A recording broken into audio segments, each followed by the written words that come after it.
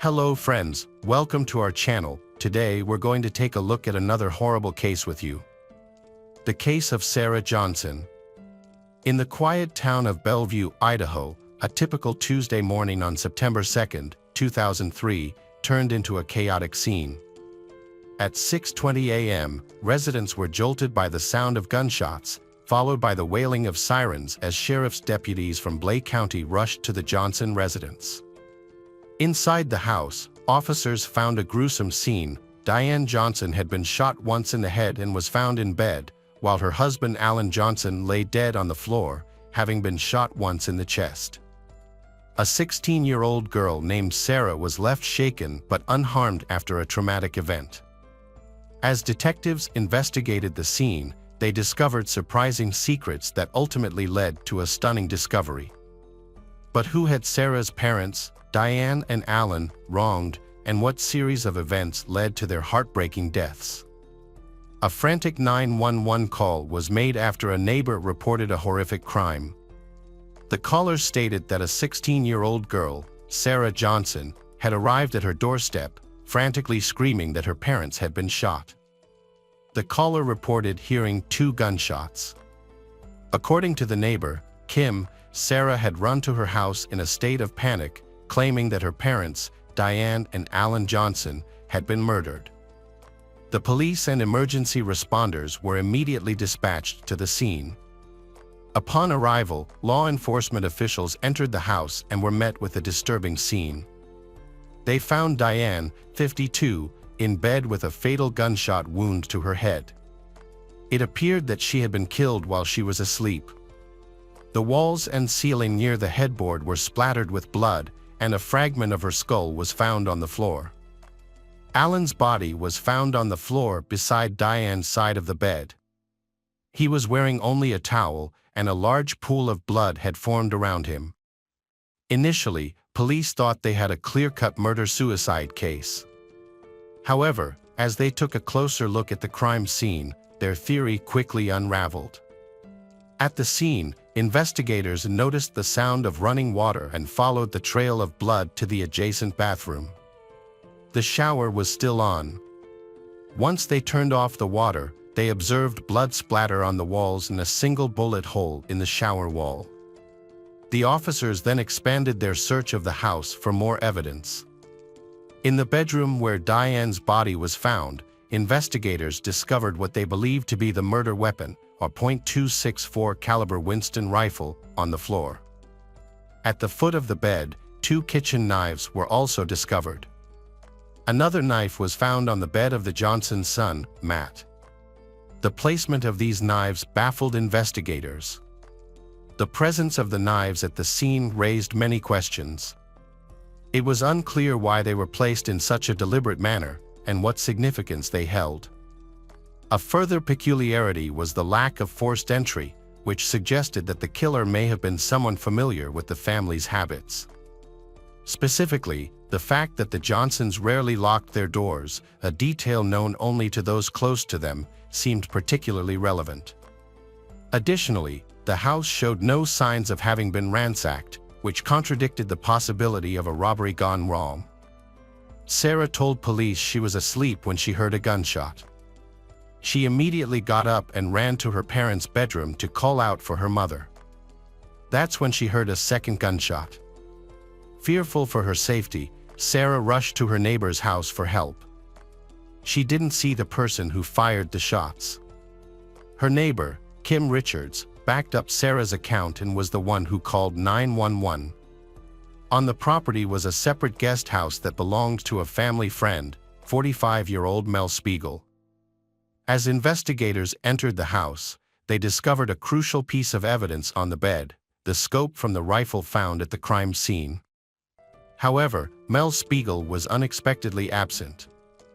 His sudden disappearance raised suspicions, making him a person of interest for the investigators. Sergeant Walt Femling ordered the property sealed off and instructed officers to stop the waste disposal truck from collecting trash. A critical piece of evidence was nearly collected and taken away, but a deputy intervened just in time, stopping the truck just a house away. The theory was that Mel had a confrontation with Alan and Diane, which escalated into a violent argument, resulting in their deaths. As investigators explored this possibility, forensic teams searched the trash cans and found additional evidence. Inside a bundled-up pink bathrobe, they discovered a latex glove, a single brown leather glove matching the one found in the Johnsons' bedroom, and ammunition for a .25 caliber gun. The evidence was carefully tagged and sent for DNA testing. As investigators pieced together their own scenario, it became clear that the killer likely had prior knowledge of the Johnsons' unlocked doors and the trash collection schedule. It was possible that the killer disposed of the evidence in the trash before fleeing the scene after the double homicide. Mel was located in Boise, Idaho. He voluntarily met with investigators at the Boise police station. The investigators inquired about Mel's activities earlier that day, and Mel stated that he had spent the weekend with his family. He was planning to return to Bell in a week. To verify Mel's alibi, investigators contacted his family members, who confirmed that he was indeed with them. During the conversation, Mel discussed his relationship with Alan and Diane, explaining that he had rented the guest house from them for years. Mel described his relationship with them as close and very good. When questioned about the rifle used in the murders, Mel acknowledged that it was his, but claimed it had been stored in his closet before he left for Boise over the weekend. Investigators then inquired about potential enemies of they. Mel shared that Alan and Diane had been concerned about their daughter Sarah's relationship with 19-year-old Bruno Santos, who was allegedly living in the country without proper documentation and selling drugs. Mel specifically mentioned Bruno Santos as someone investigators should look into. Mel encouraged investigators to talk to other family members, leading them to reconstruct the Johnson family's history. Here's what they discovered. Alan and Diane Johnson's relationship began in the early 1980s. At the time, Diane was a single mother to a toddler son, Matt, from a previous relationship. They got married in 1983, and Alan adopted Matt as his own son. The family settled in a beautiful home in the quiet city of Bell, Idaho. In 1987, they welcomed a new addition, a daughter named Sarah Johnson, born on January 25. Their children, Matt and Sarah, were both doing well in their studies. Matt, who was 22 at the time, was a university student at the University of Idaho in Moscow. Sarah was not only excelling in her schoolwork, but was also an accomplished athlete on her school's volleyball team and received adoring attention from her father Alan. The investigators had been ruling out potential suspects and were about to reveal underlying family conflicts that had been escalating over the past few months. With Mel cleared as a suspect, the Johnson family was known to be happy and loving, but things changed when Sarah started dating Bruno Santos. Investigators interviewed the family members, including Matt, the son who had returned home from university, and Diane's sister and brother-in-law, Linda and Jim Fave.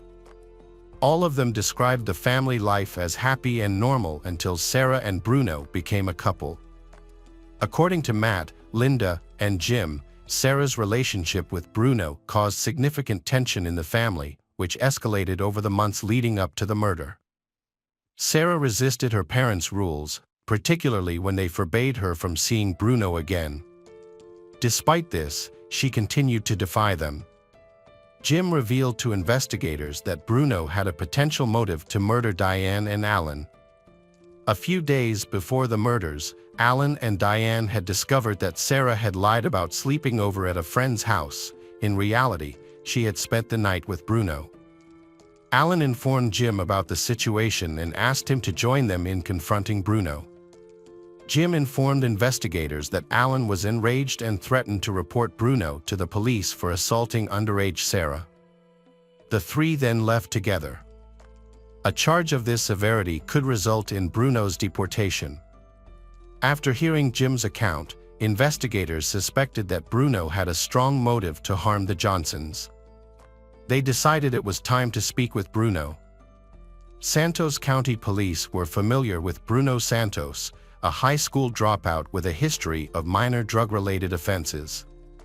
When questioned, Bruno became confrontational and arrogant, making it challenging for investigators to deal with him. During questioning, Bruno claimed he had recently proposed to Sarah, and she had accepted. It's thought that Bruno made this claim to demonstrate his love for Sarah and prove that he wouldn't have done anything to harm their relationship. When investigators inquired about his whereabouts on the morning of the murders, Bruno said he was sleeping on the couch at his residence.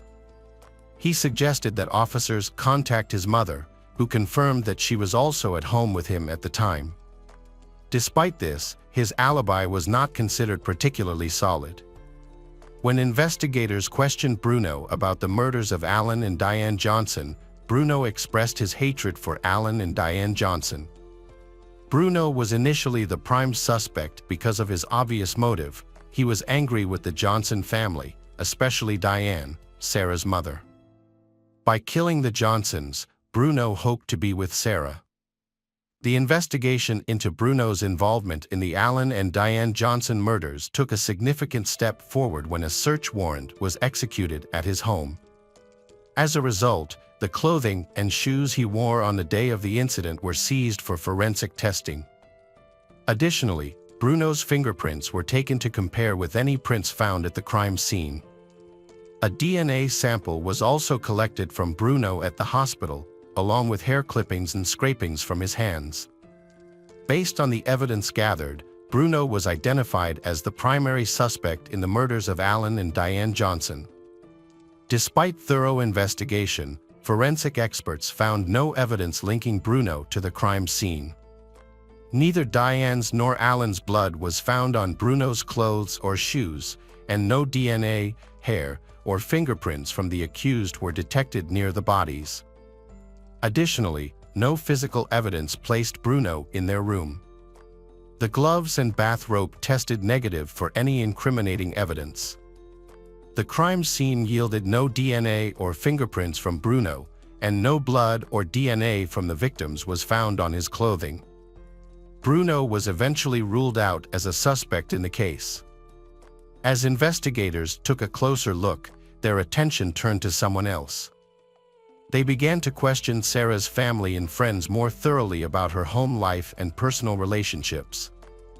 This led to the discovery that Sarah had been prescribed antidepressants and that her relationship with her parents was strained. Her family members had initially dismissed her behavior as typical for a teenager, assuming she was going through a normal phase of rebellion and testing boundaries with her parents. Linda, Sarah's aunt, grew increasingly suspicious of her niece's behavior in the aftermath of her parents' deaths. She reported to investigators that Sarah was not exhibiting the typical signs of grieving and instead seemed more focused on returning to her normal routine with friends and school. Sarah showed little emotional response to the loss of her parents, which Linda found unusual and even alarming. Her reactions seemed remarkably detached and strange. This raised more questions, prompting investigators to speak with some of Sarah's friends to gather more insight into her behavior following the tragic events. It was clear to everyone that Sarah did not show enough concern about the deaths of Alan and Diane Johnson. In fact, she seemed more focused on her own appearance, particularly getting her nails painted. What struck investigators as unusual, however, was Sarah's reaction to Bruno's arrest. Instead of being angry, she appeared to be worried about him, which seemed odd given that he was suspected of killing her parents. This remark led investigators to consider Sarah as a potential suspect, the most worrying aspect being that Sarah could commit such a heinous crime.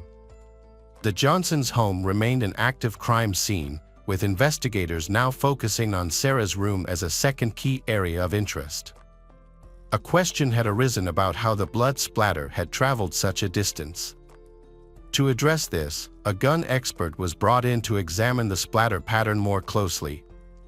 After analyzing the trajectory from Alan and Diane's room to Sarah's, the expert determined that both bedroom doors were open at the time of the shooting. This conclusion was supported by the presence of blood deposits on the back edge of Sarah's door, where the hinges are located, suggesting that the door was open, allowing the projectile to enter her bedroom. This meant that both bedroom doors, as well as Sarah's door, were open, and there was a hallway in between. During the investigation, plumbers were called to the scene to address a clogged toilet in one of the bathrooms. The clog was found to be caused by a shower cap. As a result, investigators decided to question Linda, Matt, and Mel Spiegel about some of the evidence they had discovered.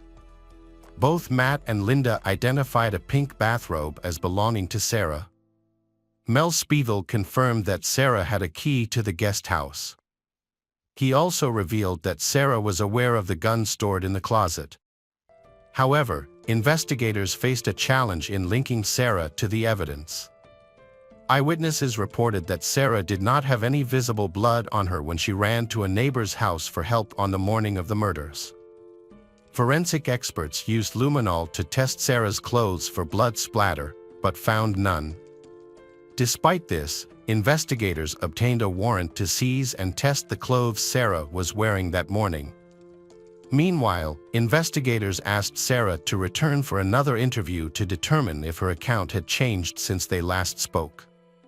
They had noticed small inconsistencies in her previous statements. When questioned again, investigators found that Sarah's story had altered significantly. Specifically, they identified at least 5 changes to her explanations. In some instances, she claimed to have been asleep and was awoken by the sound of a gunshot, but her story varied across different interviews. When questioned about the door to her parents' room, Sarah struggled to recall whether it was open or closed at the time of the shooting. Despite Sarah's inconsistencies, investigators maintained a calm demeanor during questioning to avoid raising her suspicions. They were already aware that both bedroom doors were open, which was the only explanation for the blood splatter on Sarah's bedroom wall. As part of the investigation to clear her name, Sarah was asked to provide a DNA sample, hair samples, and hand scrapings, all of which were sent to the lab for testing. The pajama top and bottom she was wearing on the morning of the murders were also sent to the lab for examination by forensic specialist Rod Engard. Under a high-powered microscope, Engard found no blood on the front of the robe. However, on the back of the garment, he discovered patterns of high-velocity blood splatter. These stains were extremely small, some even smaller than a pencil mark, and were layered on top of each other, indicating a high-energy impact. He discovered blue cotton fibers and green paint specks on the inside of the robe that matched the shirt Sarah wore that morning. However, the most incriminating evidence was yet to come. Lab results confirmed that Sarah's DNA was found on the inner lining of the latex glove, and gun residue was detected on both pairs of the brown leather gloves. The robe, leather gloves, and latex gloves were sent to a lab in Chicago, Kahn and Associates, for further analysis. The lab found gunshot residue on all 3 items. The blood on the gloves and robe belonged to both Alan and Diane. This evidence was sufficient for investigators to arrest and charge Sarah with the double homicide of Alan and Diane Johnson on October 29, 2003. Sarah Johnson was arrested for the murders of her parents, Alan and Diane Johnson, and was held without bail at the Blae County Jail awaiting trial. The shocking crime made headlines across the country, captivating the nation's attention and sparking a media frenzy. To build a case against Sarah, investigators and prosecutors had to create a convincing argument that demonstrated her motivation and capability to commit such a horrific crime. Sarah's parents disapproved of her relationship with Bruno from the start. As a result, Sarah began sneaking around behind their backs and acting out in typical teenage fashion. However, the turning point came just a few days before the murders. A heated argument with her parents drove Sarah to desperation. She had lied about staying with a friend, when in reality she was with Bruno. Her father's threats to have Bruno charged with assault and deported to Mexico pushed Sarah to the edge. Investigators and prosecutors believe that this was the moment Sarah hatched a plan to eliminate her parents and start a new life with Bruno. On the morning of the murders, she went to the guest house to retrieve the rifle, setting the events in motion. Sarah carefully prepared herself to commit the crime by putting on latex gloves, leather gloves, and a shower cap to prevent blood from getting on her hair and clothes. She then went to her parents' room, where she shot her mother, Diane, in the head while she was asleep. When her father, Alan, got out of the shower and opened the bathroom door, Sarah shot him in the chest. After killing her parents, Sarah attempted to make it look like an intruder had committed the crime by placing knives in the bedrooms. She then gathered up the evidence and threw it away in the trash, hoping that the waste disposal company would collect it before investigators could find it. However, she made a critical mistake by not considering the evidence that would be found in her own room. Additionally, the shower cap she had worn became lodged in a plumbing system, leaving behind a crucial piece of evidence. The evidence against Sarah Johnson was overwhelming, and her trial began in February 2005, 2 years after her parents' murders. At 18 years old, Sarah stood accused of killing her parents. Her defense team maintained that Sarah was innocent and that an intruder had committed the crime. However, the prosecution was well prepared to present their case. They introduced physical evidence found at the crime scene and testimonies from family and friends that raised suspicions about Sarah's behavior. On the morning of the murders, there were 3 people in the Johnson household: Alan, Diane, and Sarah. 2 of them did not survive. The one person who did come out alive was Sarah Johnson, who was now sitting in the courtroom. The most damaging testimony came from Bruno Santos, who not only sought to clear his own name in the murder trial but also provided the jury with insight into Sarah's state of mind before the murders. Bruno testified that he and Sarah had planned to get married and that she had described a future where they would live together in a beautiful house, happy with just each other. He also revealed that Sarah frequently expressed her hatred for her father and even talked about shooting him.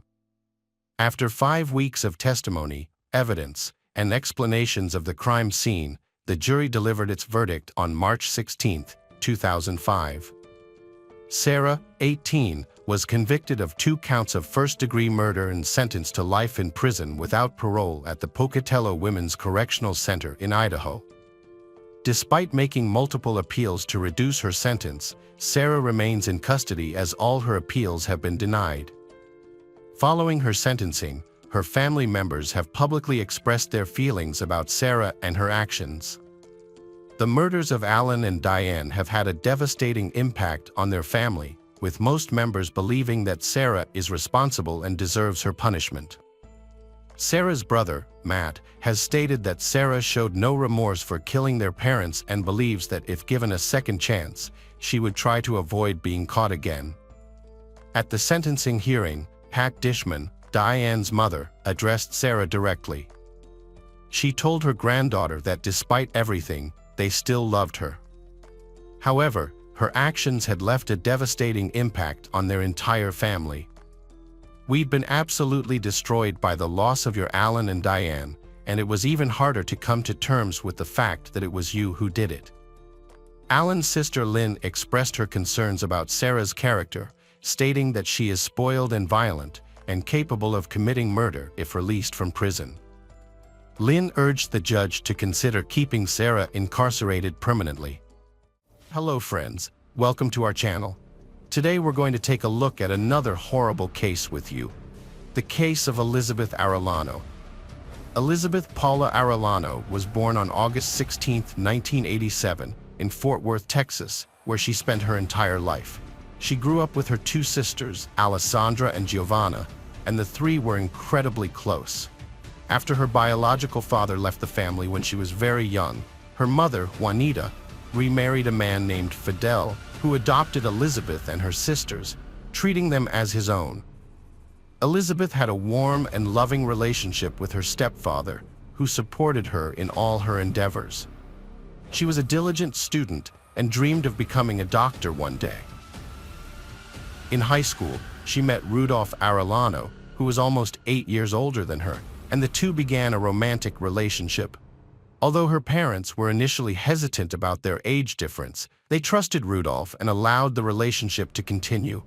At 16, Elizabeth married Rudolph, and soon had 4 children, 3 sons, and a daughter. However, she didn't plan to give up her career aspirations to become a full-time mother. She pursued her childhood dream, graduating from medical school and working as a paramedic, with hopes of furthering her education to become a doctor. Elizabeth was a kind and pious woman, raised in a Christian tradition. She was devoted to her children and instilled in them the importance of loving and helping others.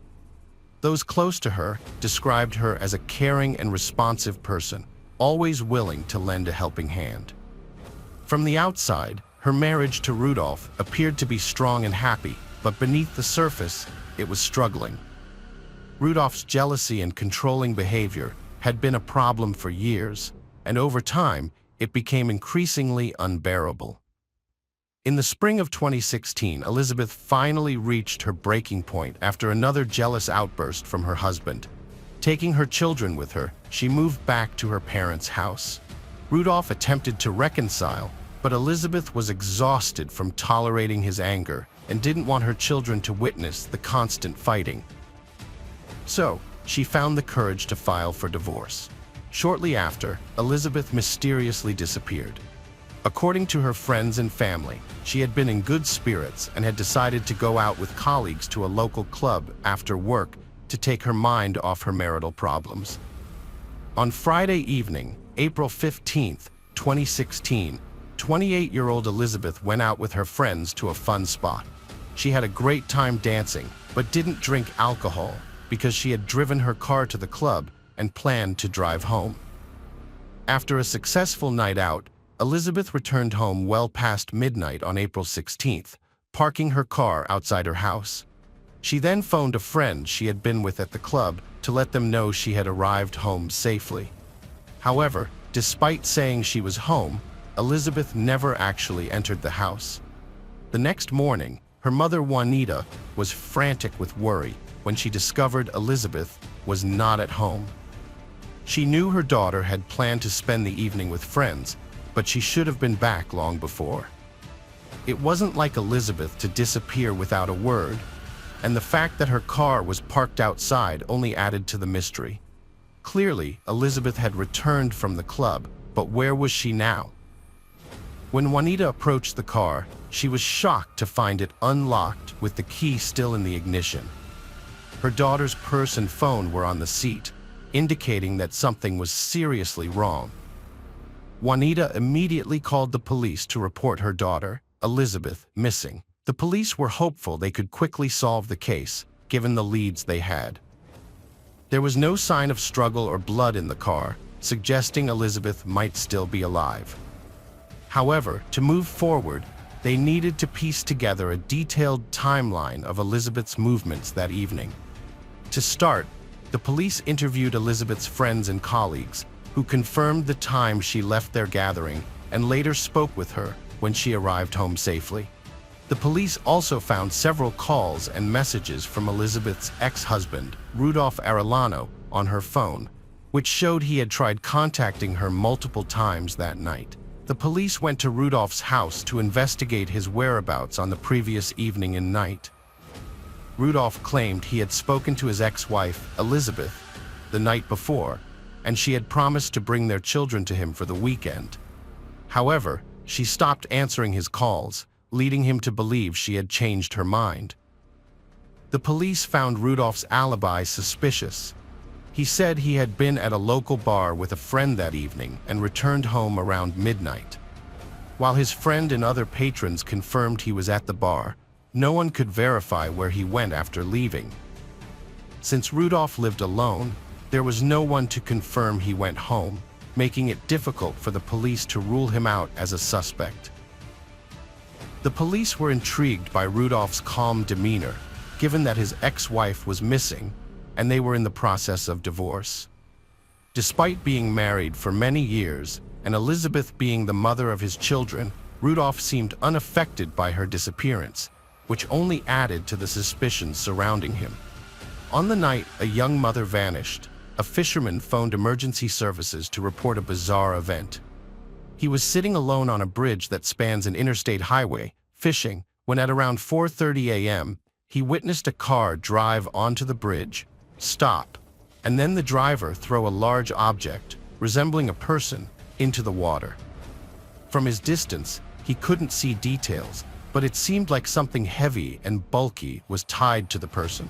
The darkness and strong wind on the bridge prevented him from seeing the car's make and number or hearing any sounds. Shortly after, a second witness came forward, who was walking his dog near the bridge. Although he didn't see what happened on the bridge, a distressing scream caught his attention, followed by something large falling from the bridge and a subsequent splash, then silence. Based on the witnesses' accounts, the police decided to investigate the pond near the bridge. A few hours later, divers discovered a body with a large concrete block tied to its neck with a rope. The body of Elizabeth Arellano, a missing woman, was found drowned. A passerby and a fisherman's testimonies helped locate her body, which would have likely gone undiscovered due to the strong tidal currents that prevented it from floating. An initial theory suggested that Elizabeth might have voluntarily ended her life due to family problems. However, this was quickly dismissed as it contradicted the witness account of someone throwing her into the water. Her relatives also confirmed that Elizabeth had big plans for her life and would never abandon her children and parents. The forensic medical results and a man's testimony, who heard Elizabeth's desperate screams as she was thrown off the bridge, revealed that she was still alive when a piece of concrete was tied to her neck. She subsequently suffocated to death. The brutal murder of Elizabeth, a mother of many, has left investigators baffled as to who could have committed such a heinous crime. Robbery has been ruled out as a motive, as none of her belongings were taken. Instead, it's possible that the killer may have stalked her from a club she visited or lay in wait for her at her home. Elizabeth's ex-husband, Rudolph, has denied any involvement in the crime, claiming he was at home sleeping on the night of the murder. However, investigators are not convinced, as he has no alibi and his behavior has raised suspicions. At his ex-wife's funeral, Rudolph appeared grief-stricken, saying he wished he could have died in her place.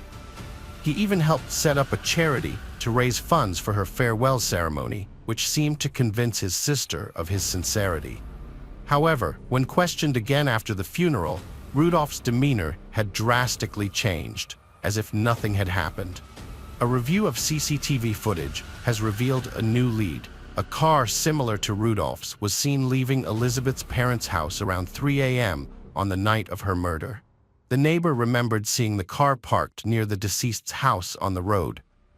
Similarly, another neighbor saw the car parked nearby. Significantly, it was discovered that the car later drove towards the bridge where the victim was thrown. This detail sparked many questions. When the investigation examined Rudolph's cell phone data for the night of the crime, the questions multiplied. The records showed that he made multiple calls, first near Elizabeth's workplace and then near his in-laws' home. Additionally, he sent several messages to his ex-wife, trying to find out when she would return, but received no response. It appears that he had been tracking her movements and eventually decided to wait for her return at her parents' house. The police gathered sufficient evidence to arrest Rudolph as the main suspect and take him in for further investigation. A crucial witness in the case was Rudolph's eldest son, who shared vital information with the authorities. When shown the rope found around his mother's neck, the boy recalled seeing it in his father's backyard, where he had played with it earlier. Additionally, the boy identified a piece of concrete from their garden, which had appeared after the fence was replaced. Significantly, small fragments of this concrete were discovered in the trunk of Rudolph's car. The investigation revealed that Rudolph had waited for his ex-wife at her parents' home, abducted her, and prevented her from entering the house. Rudolph Arellano kidnapped his ex-wife by forcing her into his car, where he had already prepared rope and concrete in the trunk. He then drove to a bridge, intending to kill her without being noticed. However, his plan was foiled when her body was later recovered from a lake.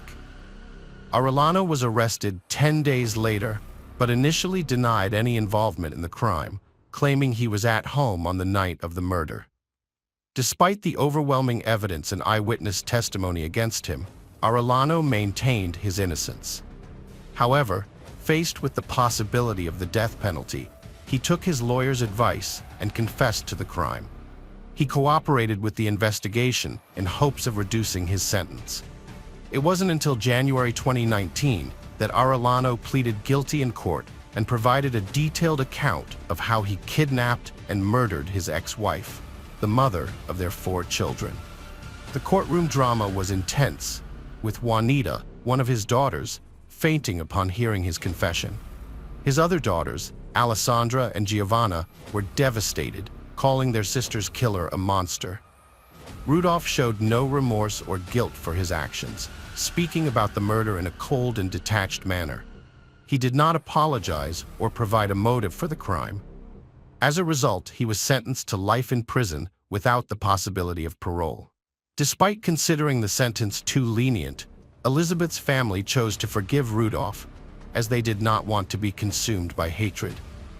Her parents and sisters took on the responsibility of raising Elizabeth's children. Hello friends, welcome to our channel. Today we're going to take a look at another horrible case with you. The case of Paige Bergfeld. After high school, Paige attended the University of Florida's nursing school, where she met Howard Bigler. They started dating after realizing their mutual feelings for each other. After graduating with a nursing degree, Paige returned to Colorado to live with her family. In 1995, she and Howard got married. At first, they seemed like a happy couple, sharing many common interests and views. However, they had a significant disagreement that eventually led to their divorce. Paige wanted to have a child and start a family, but Howard didn't share her desire. This issue caused frequent arguments and discussions, but they couldn't find a compromise. In 1997, they decided to divorce. Despite this, they remained friends due to their strong connection. Paige later married Rob Dixon, but that marriage also ended in divorce. After her second divorce, Paige reconnected with Howard. He claimed to be one of the last people to see her alive. On the 28th, Howard and Paige, who were previously married, met in Eagle County, Colorado, to attend to personal matters. They spent Thursday together, after which they returned to their separate homes. Following their meeting, they continued to stay in touch through phone calls. Later, when Paige went missing, Howard quickly reached out to emergency services to report his concerns. During the call, he expressed his deep worry and belief that something terrible might have happened to her. Howard mentioned that Paige was a devoted mother who would never abandon her children without a valid reason. A recording of the call confirmed this, and cell tower data verified that Howard was in the Denver, Colorado area on the day Paige disappeared, which is a significant distance from where she was last seen. This evidence led the police to rule Howard out as a suspect. The investigation then focused on Paige's relationship with her second husband, Rob Dixon, and uncovered several suspicious incidents that required further investigation. Paige had previously reported her husband Rob to the police twice for harassment during their marriage. Before marrying Rob, Paige worked at a strip club in Denver, where she met him. Rob came from a wealthy family and had inherited a significant fortune. The two fell in love and got married in 1998. The couple settled in a luxurious home in Colorado, where Paige realized her dream of becoming a mother. Within a few years, they had 3 children who became the center of Paige's life. The early years of their marriage seemed happy, with the couple enjoying a luxurious lifestyle. However, things took a turn for the worse due to Rob's financial difficulties. Rob's family businesses faced severe issues, leading to a significant decline in their economic situation. As a result, Rob was forced to file for bankruptcy, which triggered a deep family crisis. By 2004, tensions had escalated to the point where Paige called emergency services twice. The first time, she reported that Rob had threatened to kill her and their children, but when the police arrived, they claimed to have resolved their issues. A year later, Paige reported Rob for assaulting her while she was holding their youngest child. Rob was arrested and charged with third-degree assault. He eventually pleaded guilty to 1 count of molestation, but the trial was dismissed and he avoided jail time. The couple's relationship continued to deteriorate, leading them to separate. Rob then moved to Pennsylvania. During the investigation into Paige's disappearance, Rob was interviewed to establish his alibi for that day. He claimed to have been at home and could not have harmed her. The investigators could not find any evidence to implicate Rob in her disappearance. In fact, Rob actively participated in the search for Paige. The investigating officers left no stone unturned in their effort to find clues and solve the mystery of the missing mother. The investigation into Paige's disappearance began with a thorough examination of her car. It was hoped that evidence in the car could help locate her or provide clues about what had happened. Sergeant Weiler of the County Sheriff's Department noted that arson is often used to destroy evidence, but in this case, the examination of the vehicle yielded valuable information. The driver's seat was found to be pushed back as far as it would go, indicating that the last person to drive the car was a tall individual, inconsistent with Paige's short stature. The trunk of the car contained Paige's notebook, with pages torn out from June 26 to June 29. As time passed, the search for Paige became increasingly urgent.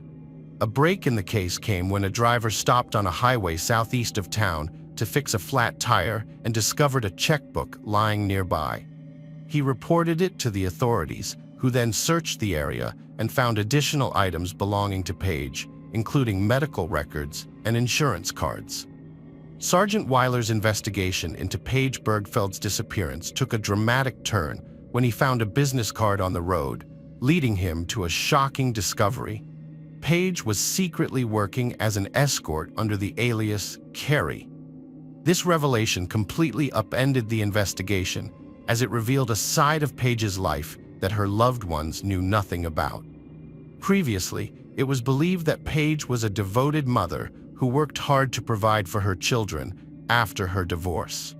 She had started her own children's clothing business, taught dance lessons, and sold kitchen supplies. Despite her busy schedule, she always made time for her children and was actively involved in their school activities. However, the discovery of the secret phone Paige used for her escort work revealed a completely different picture. This phone became a crucial piece of evidence, leading police to unravel a complex mystery that was far more sinister than anyone had initially suspected. The investigation into Paige's disappearance led to more questions than answers. What prompted a responsible mother and successful businesswoman to lead a secret life? And how was this double life connected to her vanishing? These questions took center stage in the investigation, adding a new layer of mystery. To get to the bottom of things, detectives analyzed Paige's cell phone, found in her car, and examined her contacts and calls from the hours leading up to her disappearance.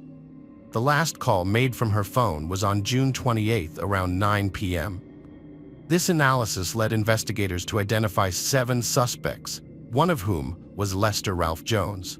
Jones's criminal record raised red flags, particularly his history of violence against women and a previous kidnapping conviction that earned him a 5-year prison sentence. However, it wasn't the only concerning aspect. Jones's white car matched the description of the vehicle seen by Carol, Paige's friend. Carol shared a crucial detail with detectives. Paige had once approached her car, only to find a white car blocking her driveway. Enraged, Paige got behind the wheel to turn around, but the cars collided. The unknown driver quickly fled the scene. Investigators suspected that Lester might have been obsessed with Paige and was stalking her after discovering that he had tried to book an appointment with her for intimate services on the day before she vanished. When questioned, Lester denied any involvement in her disappearance and provided fingerprints and DNA samples. However, a search of his home turned up several incriminating items, including a prepaid phone, wigs, Viagra, a sheet with an escort services phone number, and women's lingerie in various sizes. The prepaid phone caught the investigators' attention due to suspicious calls made to Paige's phone on the day she disappeared. Lester initially denied owning a second phone, which proved to be a lie. Using the phone's packaging found at his home, police traced the purchase to a supermarket on North Avenue. The store's security footage showed Lester buying the phone, which he refused to acknowledge when confronted with the evidence. Lester Jones became the main suspect in Paige's disappearance, but the police couldn't find enough concrete evidence to charge him. They continued to investigate and search for Paige's body, hoping to find proof of his guilt.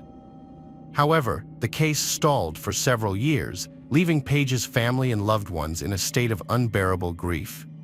As time passed, the search seemed increasingly futile, and the hope of finding Paige alive began to fade. In 2012, a hiker stumbled upon human remains in a ravine in Delta County, surprisingly close to where Paige's personal belongings had been found 5 years prior. Investigators were nearly certain the body was that of a young mother, and DNA testing confirmed it was indeed Paige. Unfortunately, her story ended in tragedy.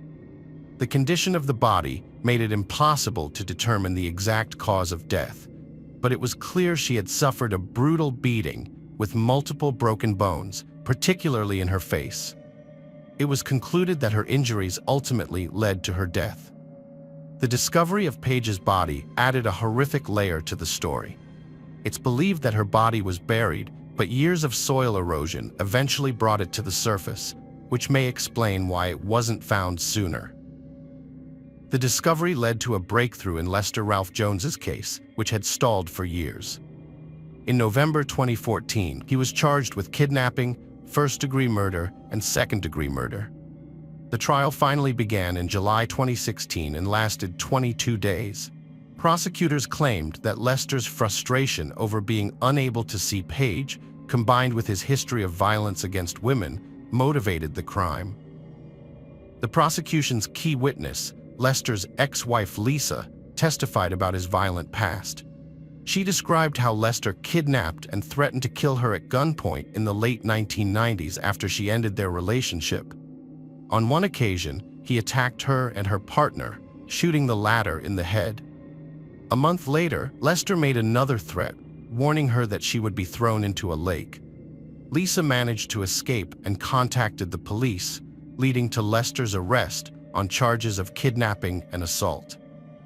In contrast, Lester's defense attorneys argued that the police had wrongly accused an innocent man and suggested that other clients of Paige's may have had motives for the crime.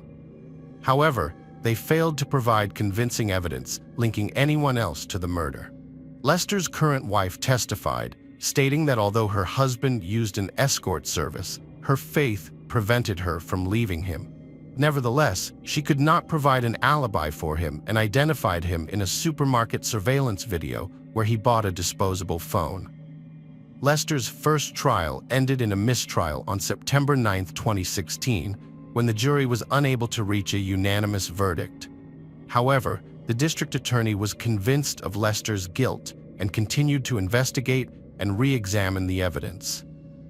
After several weeks, on November 21, 2016, the jury finally reached a verdict, finding Lester guilty of all charges related to Paige's death. The judge sentenced him to life in prison without parole. Lester's defense team appealed the sentence, but an appeals court panel upheld the conviction and sentence in June 2022. Paige's funeral was held on April 28, 2012.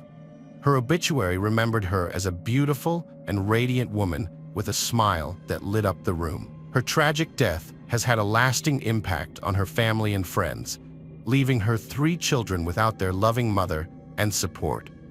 The tragic case of Paige captured the nation's attention and spanned many years, but through the unwavering dedication of law enforcement relatives, justice was finally served. Lester Ralph Jones was ultimately convicted and sentenced to life imprisonment without parole, ensuring he can no longer harm innocent people. Paige's courageous story stands as a powerful reminder of the significance of persisting in the pursuit of justice, no matter how long and arduous the journey may be. Her memory will forever be cherished by those who knew and loved her. Welcome to our channel. Today, we're going to take a look at another horrible case with you, the case of Jody Sanderholm. Jody Leanne Sanderholm was born on September 26, 1987, in Arkansas City to parents Brian and Cindy Sanderholm. As the third of three children, she had an older brother named Jason and an older sister named Jennifer. From an early age, Jody had a passion for dance, which played a significant role in her life. However, she also prioritized her education and excelled in her studies.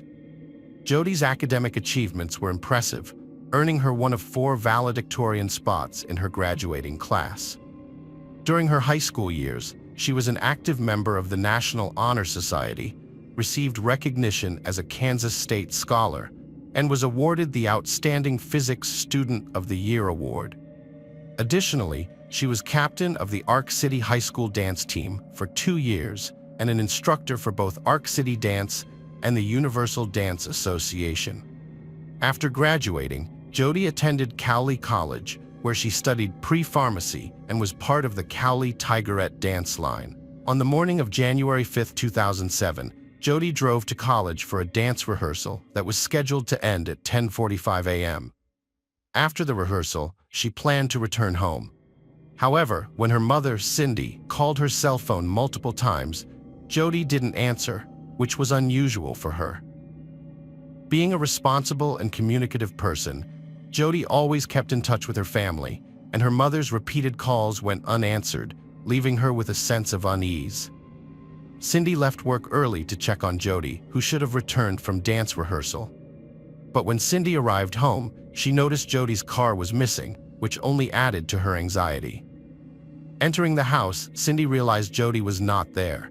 Her dance uniform, which she usually washed after rehearsal, was nowhere to be found. The shower stall was dry, suggesting Jody hadn't showered after dance class. Cindy soon discovered that Jody had not contacted her father or sister Jennifer either. Jody had a noon appointment, but she didn't show up.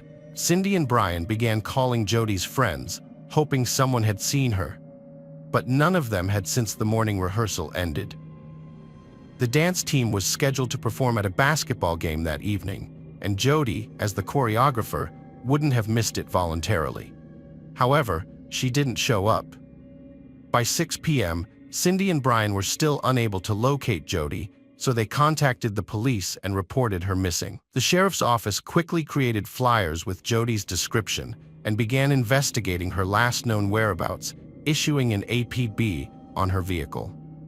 On January 6th, Jody's best friend, Lori Leglider, whom she had known since high school and had danced with, provided crucial information to the police. The two friends had also attended Cowley College together, where they studied dance. Lori told the police that she had left her job at Sirloin Stockade in Arkansas City around 10 p.m. on Tuesday, January 2nd, and had noticed a light blue car driving by the restaurant multiple times as she departed. Lori noticed a car following her on her way home, which made her feel uneasy. To test her suspicion, she turned onto different streets, but the car behind her kept following. Frightened, she drove to the local police station and parked, hoping the stalker would leave her alone. When she didn't see the car anymore, she drove home. However, she soon saw the car again, so she returned to the police station parking lot and waited in her car for a while before driving home. Lori initially thought it was a prank, but she didn't report the incident to the police. On January 5th, Lori and her friend Jody arrived at the college for a dance team rehearsal. Lori recognized the same light blue car that had been following her, and she saw the driver, 23-year-old Justin Thurber, who was a local resident. Although Lori didn't know Justin personally, she had seen him with his older brother and friends before. After practice, Lori and Jody planned to meet up later, but Jody never showed up. It was then revealed that several dance team members had also seen Justin lurking around the college campus that week. In the initial stages of the investigation into Jody's disappearance, police searched the city thoroughly but couldn't find her car within the first 24 hours. The city of Arkansas is surrounded by open fields and wooded areas, making it a challenging task. To aid their search, Authorities brought in a fixed-wing aircraft to scour the region from above. They hoped to spot Jody's car, which was larger and easier to detect than a person. The police investigation revealed that the last signal from Jody's cell phone was received from a tower near the Kaw Wildlife Area, a vast wooded region along the Arkansas River. At this point, only one suspect had emerged, Justin Eugene Justin, identified by Lori Legliner and other members of the dance group. Notably, Justin was already familiar to the police due to a prior incident in 2004 when he was charged with illegal possession of banned substances despite his young age. Justin was sentenced but didn't serve time in prison. Instead, he was released. However, just 3 months later, he was arrested again for stealing in Probate Nation, violating his probation. In October 2005, he was charged with disorderly conduct. 3 months after that, he was arrested for petty theft and found with illegal drugs.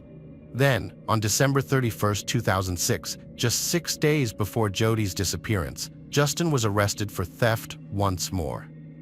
After posting a $3,000 bail, Justin was freed on New Year's Eve. The very next day, January 1st, he pretended to be a police officer, causing a public disturbance. When the real police arrived, Justin claimed to have chest pain and was taken to the hospital rather than the police station. It's unclear why he wasn't arrested after being discharged from the hospital, and it's also unclear how he managed to avoid consequences for his actions. A family tie to Blae County police might have influenced events. On January 6th, an officer spotted Justin's Cadillac at his parents' house and initiated a conversation. Justin's father invited the officer in. When questioned about his previous day's whereabouts, Justin said he drove to Winfield, 13 miles outside Arkansas City that morning. In Winfield, Justin met up with a friend and 2 acquaintances of his friend, whom he didn't know well. The 4 of them then drove around the countryside in one of the acquaintances' cars until it became stuck on a dirt road near Cedar Vale. Justin claimed that he proceeded to walk towards Arkansas City, a 30-mile journey from Cedar Vale. After 6 hours of walking, he grew tired and called his father to come pick him up. Justin's father backed his son's story, saying he'd picked him up near Cali State Fishing Lake, where Justin was wet and dirty. The officer found the story unconvincing, but lacked evidence to charge him, so let him go.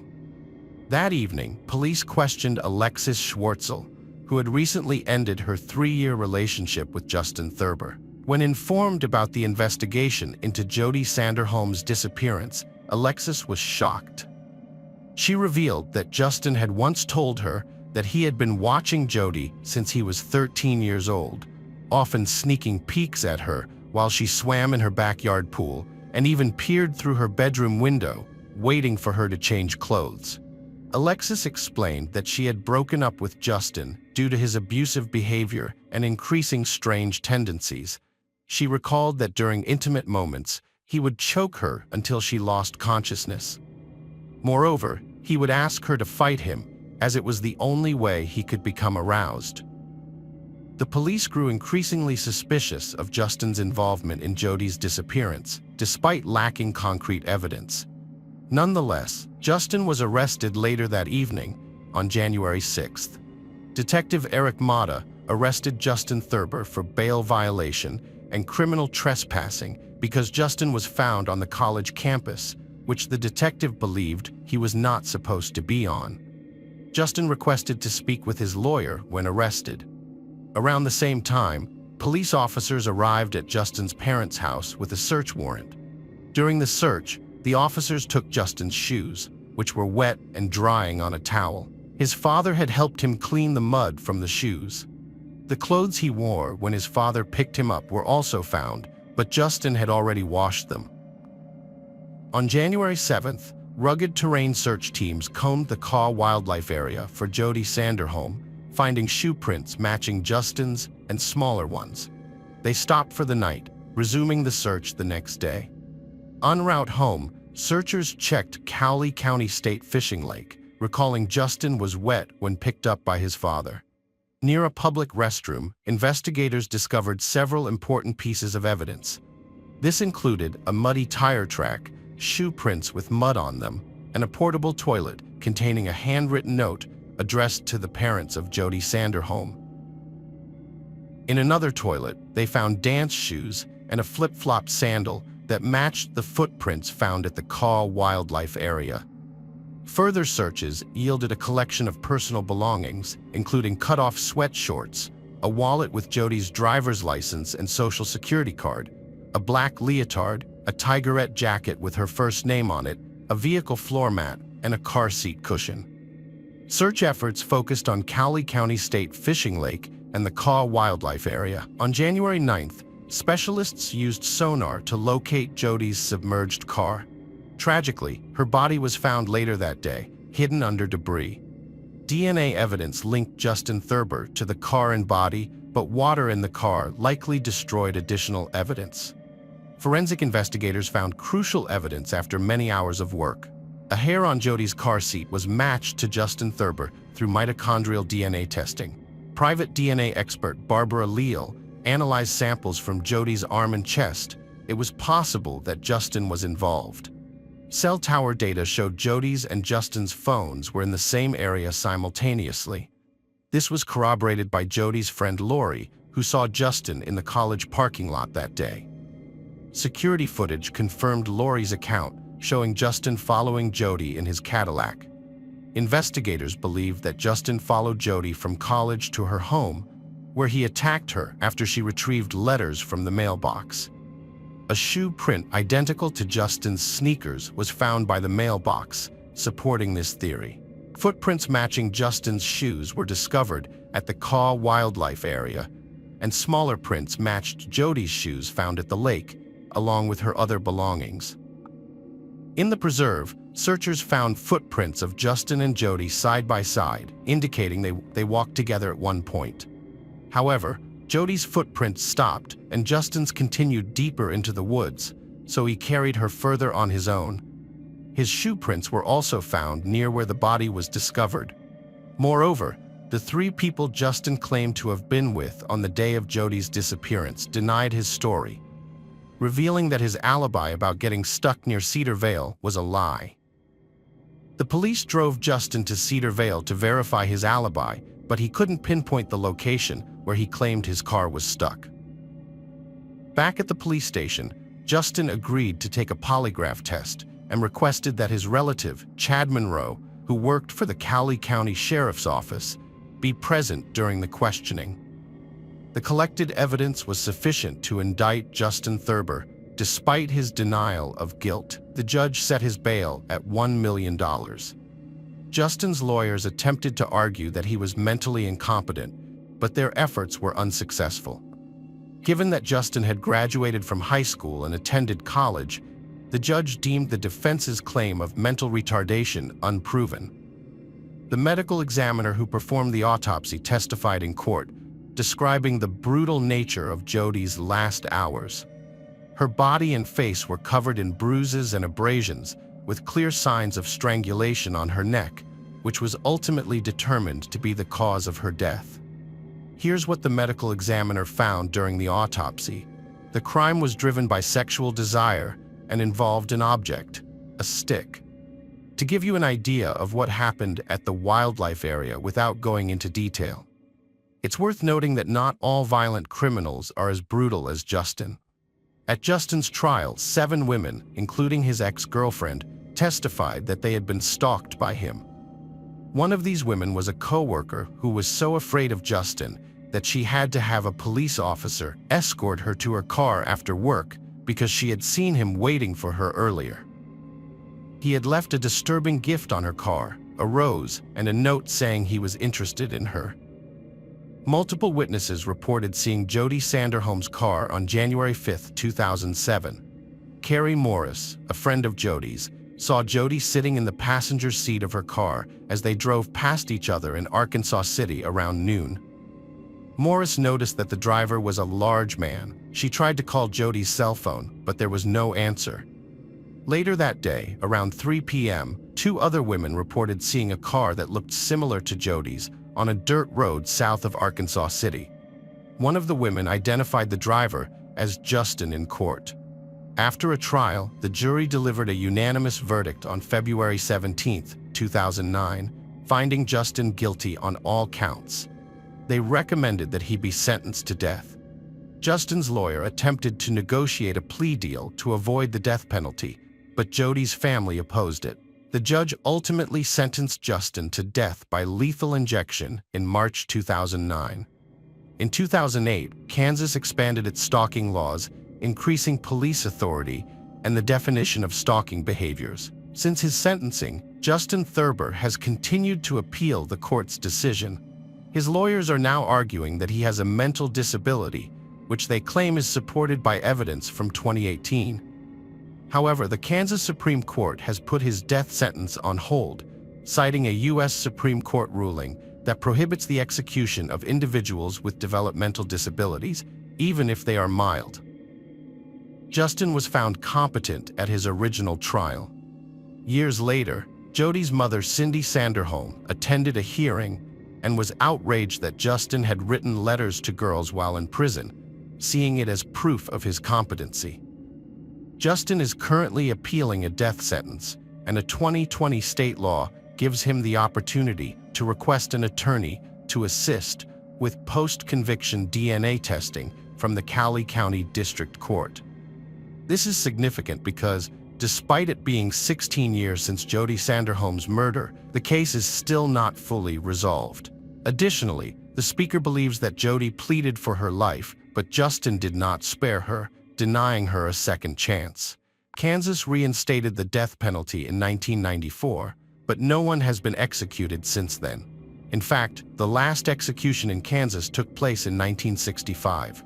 Since the reinstatement, 10 people, including Justin, have been sentenced to death, but none of their sentences have been carried out. According to Adam Fan and Steele, spokesperson for the Kansas Department of Corrections, there are no plans for future executions. Jennifer Aldridge, Jody's sister, finds it surprising that Kansas reinstated the death penalty over 20 years ago without a plan for carrying out executions. She believes this issue should have been discussed when the penalty was reinstated. Even if Justin's death sentence is upheld, it is likely that it will not be carried out. Justin Thurber is currently being held at the maximum security El Dorado Correctional Facility in Butler County, Kansas. According to a 2014 report by the Kansas Legislative Post-Audit Committee, it costs almost $49,000 per year to keep an inmate in administrative segregation at El Dorado. Furthermore, it's not just the cost of housing a death row inmate, it's also 4 times more expensive to prosecute a case where the death penalty is sought by the prosecution. The Sanderholms feel that paying taxes is an additional unfair burden on top of the emotional pain they're already enduring as they wait for justice in their daughter Jody's case. Brian Sanderholm explained, "Every week, when I see the taxes deducted from my paycheck, it's a painful reminder that I'm supporting the person responsible for our suffering." His wife Cindy echoed his sentiments, saying, "He deserves the maximum punishment, which is what the law intended. We need to reform the law so it can be enforced effectively." If you were in our shoes, what would you want to happen to someone who harmed your child? Cynthia Ann Sanderholm, Jody's mother, sadly passed away on December 2, 2022, at the age of 63. Hello friends, welcome to our channel. Today we're going to take a look at another horrible case with you, the case of Vera Pekteleva. Vera Pekteleva was born on September 24, 1997, in Kelos, Kovo Oblast. She grew up to be a cheerful, creative, and talented individual who excelled in singing competitions during her school years.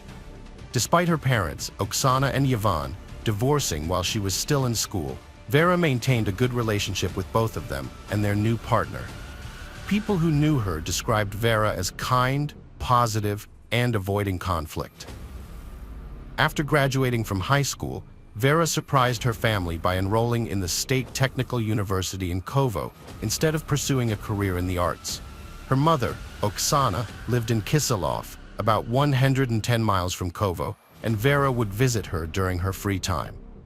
During one of these visits in 2016, Vera met Vladislav Kanyus, a young man her age. Vladislav was her opposite in many ways. He lacked direction, was introverted, and had a quick temper. He had dropped out of school after 9th grade and came from a troubled home. His mother had abandoned the family, leaving him to live with his father, who had legal problems and eventually took his own life in front of Vladislav. This traumatic experience had a lasting impact on Vladislav's life.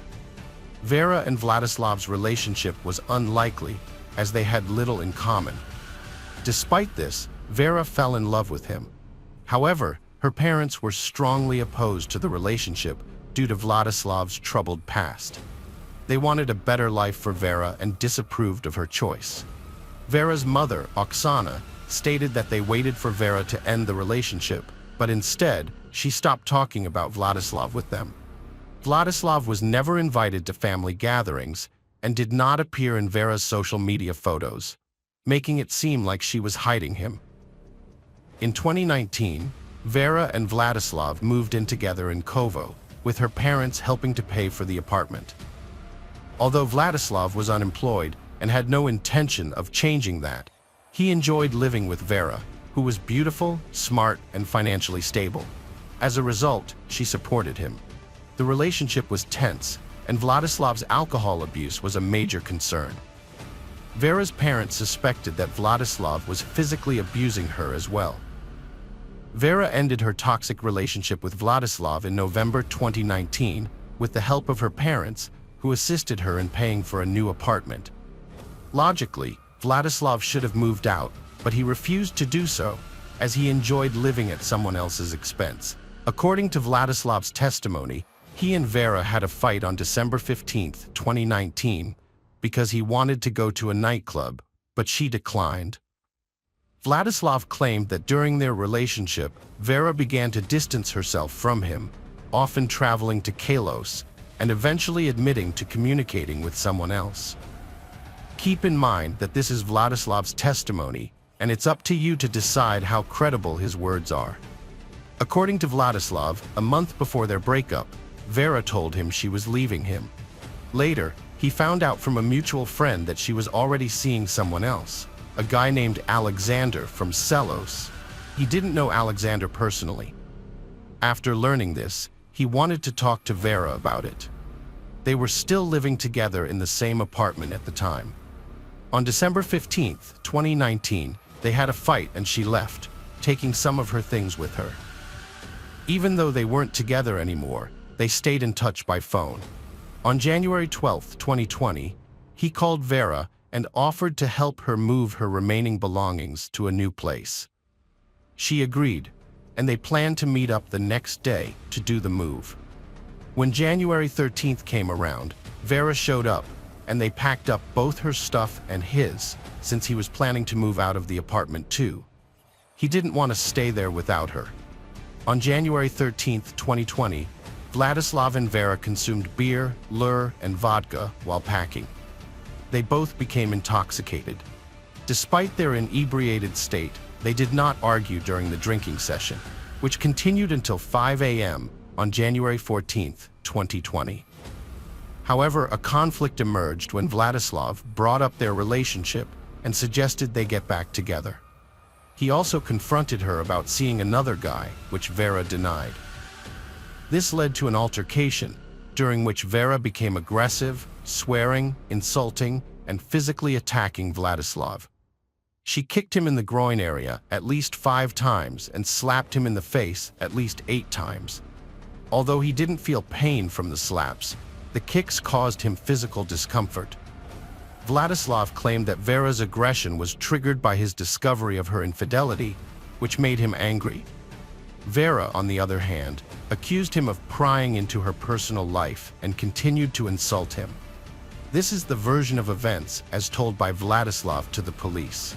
However, there are reasons to believe that Vladislav's testimony may not be entirely truthful. Vera was determined to move out of the apartment she shared with Vladislav and wanted no part in drinking with him. She asked her friend to assist her with the move and sent a voice message at 5:08 p.m., saying she was already packing her belongings and would be at her new apartment by 6 p.m. She requested her friend's help in transporting her belongings from the taxi to the new apartment. However, just 3 minutes later, Vera sent another voice message inviting her friend to come to her current apartment to help with the move. But before she could finish, Vladislav intervened, stating that no one was allowed in the apartment, effectively blocking her friend from coming. The situation was escalating, and at 5:15 p.m., Vera sent a quiet, low-voiced message to her friend, seemingly a distress call, as she attempted to keep it from Vladislav's ears. 10 minutes later, at 5:25 p.m., Vera sent another voice message, but this time Vladislav's voice could be heard, instructing Vera's friend not to bother them and to wait for Vera to text her. By 7:19 p.m., Vladislav had taken control, sending a voice message himself. From that point on, Vera was silenced, and her friend no longer heard from her. It seemed that Vera was trapped alone with Vladislav. The night took a dark turn when, at around 3 a.m., the neighbors on the same floor were awoken by blood-curdling screams coming from apartment 738. A bystander described the unfolding tragedy as a massacre. The screams from the apartment were so loud that 15 people, including Vladislav's brother, gathered in the hallway. Vladislav's brother recalled his brother's previous threats to harm Vera and realized they needed to intervene. Since the door was made of iron, the neighbors searched for tools to pry it open. Meanwhile, Vera's desperate cries for help continued to echo from the apartment. The bystanders called the emergency service multiple times, but their calls were ultimately part of a separate investigation. Despite the repeated calls, the police failed to arrive for 30 minutes until 6:30 a.m. During this agonizing period, the neighbors made 7 emergency calls, but no help came. The last words they heard from Vladislav were, "Vera, forgive me, I love you very much." Finally, the neighbors found a crowbar in a nearby parking lot and broke down the door. Tragically, they found Vera dead and Vladislav, who was heavily intoxicated, in the bathroom. Meanwhile, the 112 operators were indifferent to the emergency calls, chatting, laughing, and drinking tea, complaining about being disturbed as Vera lay dying at the hands of her former boyfriend. The police did not arrive at the scene until after Vera's death had been reported. They later justified their delayed response by claiming that one of their patrol cars had no gas and that all available officers were busy handling other emergency calls. As a result, the operators who handled the 112 emergency calls and the police officers on duty that night were also put on trial. A police station video was made public, showing officers displaying a shocking lack of urgency. Vladislav Kanyus initially claimed that he and Vera didn't have any conflicts until 5 a.m., but forensic evidence disputed this, showing that he had lied. In reality, Vera's first injury occurred around midnight, which meant that Vladislav had brutally beaten and injured her for 6 hours before she eventually died. The autopsy results were shocking, revealing a total of 100 injuries on Vera's body, including stab wounds, a broken nose and ribs, and evidence of strangulation around her neck. The community was outrageously upset, and more than 1,000 people attended her funeral, exceeding the church's capacity. Vera's mother, Oksana, was left devastated by the unrecognizable state of her daughter's body, which required an extensive 4-hour restoration process at the funeral home. At the same time, Vladislav was providing a false account to investigators, trying to downplay his role in the vicious crime. The indictment alleges that the police officers were negligent in their response to the situation. They had access to gasoline, but even if they didn't, they should have taken necessary steps to resolve the issue. However, they didn't treat the situation as urgent and failed to take prompt action. Furthermore, the 2 police officers refused to cooperate with the investigation and denied any wrongdoing. Their defense was that when witnesses reported the screams and cries for help, the investigation team was already occupied at a different location where a corpse had been discovered earlier. In 2022, Vladislav Kanyus was sentenced to 17 years in prison after admitting partial guilt. He was also ordered to pay $45,000 in compensation. Vera's parents were shocked by the leniency of the sentence and planned to appeal. However, Vladislav didn't serve his full sentence. In April 2023, it was discovered that he had received a presidential pardon after serving just 6 months in prison. Furthermore, photos of him in military uniform surfaced online in November 2023. Vladislav Kanyus, the person responsible for Vera's death, was not only pardoned but also relieved of the obligation to pay compensation to her parents. The news sparked widespread outrage in Russia. The press secretary of the Russian president explained the pardoning procedure, stating that it involves a series of steps. First, the convict must confess to their crime. Then, the request for pardon is reviewed at multiple levels, including the Federal Bureau of Prisons, Regional, Federal District, and Central Commission, before reaching the president. Alternatively, convicts can also redeem themselves by fighting on the battlefield, where they risk their lives under fire. This alternative path to redemption is difficult to accept, especially for Vera's parents, who were devastated to learn that Kanyus was free to start anew while their daughter would never have that chance. Hello friends, welcome to our channel. Today we're going to take a look at another horrible case with you. The case of Jaden Parkinson. Jaden Parkinson was born on September 26, 1996, in Folkestone, UK, as the youngest of 3 siblings in a troubled family. Her parents' relationship was marked by discord. Jaden's mother, Samantha, recounts that her children were exposed to unsettling experiences. When Jaden was just 7 years old, her parents divorced, and she initially lived with her father. Despite this, she maintained a close bond with her mother, with whom she would talk every night over the phone. As Jaden entered her teenage years, her lifestyle became increasingly turbulent. According to Samantha, Jaden's father gave her excessive freedom, which led to her involvement with a crowd that encouraged smoking and alcohol consumption. Jaden would periodically live with her father and then with her mother. At the age of 13, she ran away from home, seeking refuge with her mother and expressing a desire to live with her. Ultimately, the family court ruled in favor of Jaden's wish, allowing her to stay with her mother. Jaden had a difficult time at school, often clashing with teachers and resenting attempts to control her behavior. In her personal life, she was in a romantic relationship with Ben Blakely, whom she met at 14. Despite their significant age difference, Ben was 20, Jaden's mother was unable to intervene. Initially, Jaden and Ben's relationship was loving and romantic, but it gradually became strained and controlling. Ben exerted significant influence over Jaden's life, dictating her appearance, including what clothes she wore and whether she wore makeup. He also isolated her from her family and friends, causing Jaden to move out of her mother's house and into a hostel for women escaping domestic violence. Ben exerted total control over Jaden's life, despite being banned from her hostel. They frequently argued, and the hostel staff were even warned about Ben's aggressive behavior towards her.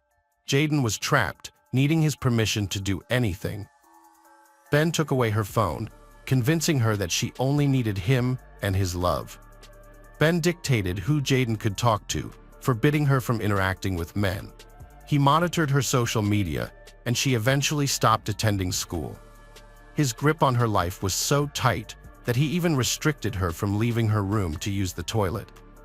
Jaden's daily phone calls with her mother dwindled to just 1 or 2 conversations per month. Jaden's mother, Samantha, pleaded with her to return home and end the toxic relationship, but Jaden refused. Ben's control over Jaden was both psychological and physical. She was often seen with bruises on her face. On November 30th, 2013, Jaden called her mother to reveal that she was pregnant. Jaden hoped that having a child would change Ben's attitude towards her and his lifestyle for the better. She thought the baby would bring them closer together and that Ben would go back to being the person she fell in love with. However, Ben did not live up to her expectations. Instead, he revealed his true nature once he had complete control over Jaden. He manipulated her into isolating herself from her friends and family, making her financially dependent on him. He even went so far as to restrict her movements, not allowing her to leave her room, even to use the toilet. Meanwhile, Ben was dating other girls behind her back, controlling them psychologically and physically as well. When Jaden's mother, Samantha, found out about her pregnancy, she asked Jaden to come back home, but Jaden refused, not wanting to cause her mother any more trouble. When Jaden told Ben about her pregnancy, he became angry and denied being the father of her child. Before she vanished, Jaden was being threatened by Ben, who claimed he would post intimate photos and videos of her on social media. In the days leading up to her disappearance, Jaden reported Ben to the authorities, fearing he would follow through on his threat. At the time, Ben possessed 30 explicit photos and 13 videos of Jaden, which she desperately wanted to keep private. On December 3rd, Jaden failed to return to her hostel, prompting staff to launch a search. Given their awareness of Jaden's personal issues, they contacted her mother, Samantha, by phone, but she was unable to provide any information about her daughter's whereabouts. A missing persons report was filed with the police just after midnight on December 4th, 2013. After learning about Jaden's tumultuous personal life, investigators reached out to Ben to see if he had any information about her disappearance. However, he was hostile and hung up on them multiple times, claiming he couldn't assist and had no idea where Jaden might be. Jaden had a troubled upbringing and frequently clashed with her family, even running away from home on several occasions.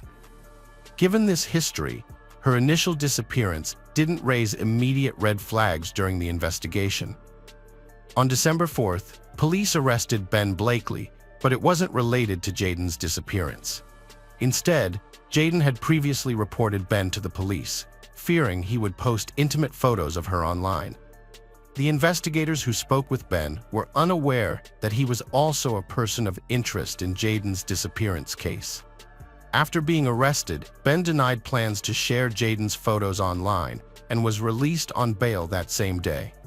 Samantha, Jaden's mother, took action by distributing flyers with her daughter's picture and using social media to raise awareness about her disappearance, hoping someone had information about her whereabouts.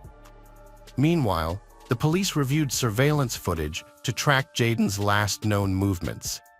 They obtained CCTV footage from her hostel, which showed her leaving to meet Ben, but not returning.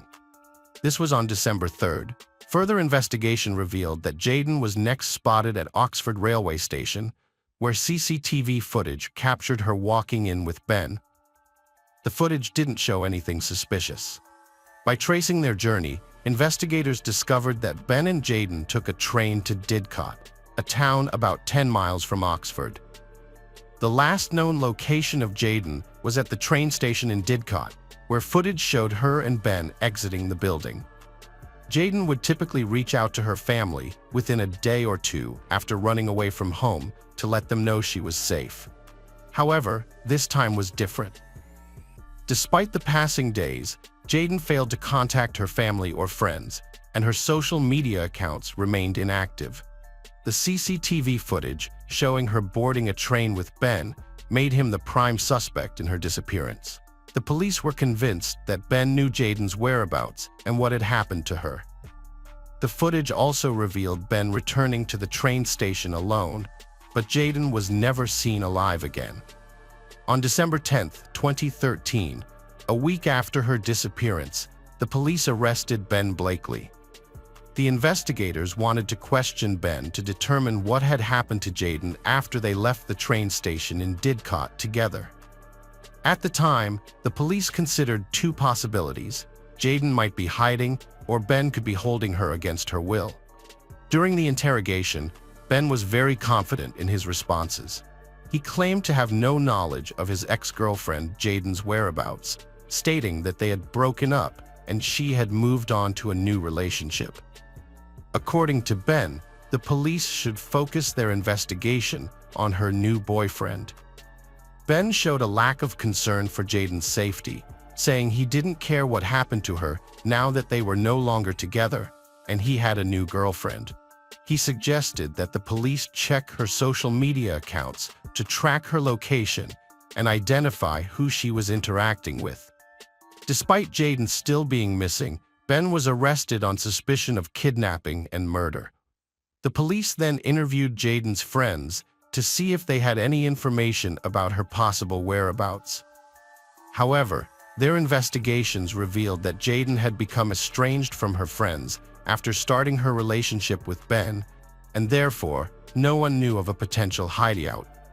A crucial break in the search for Jaden came when a taxi driver from Didcot contacted investigators.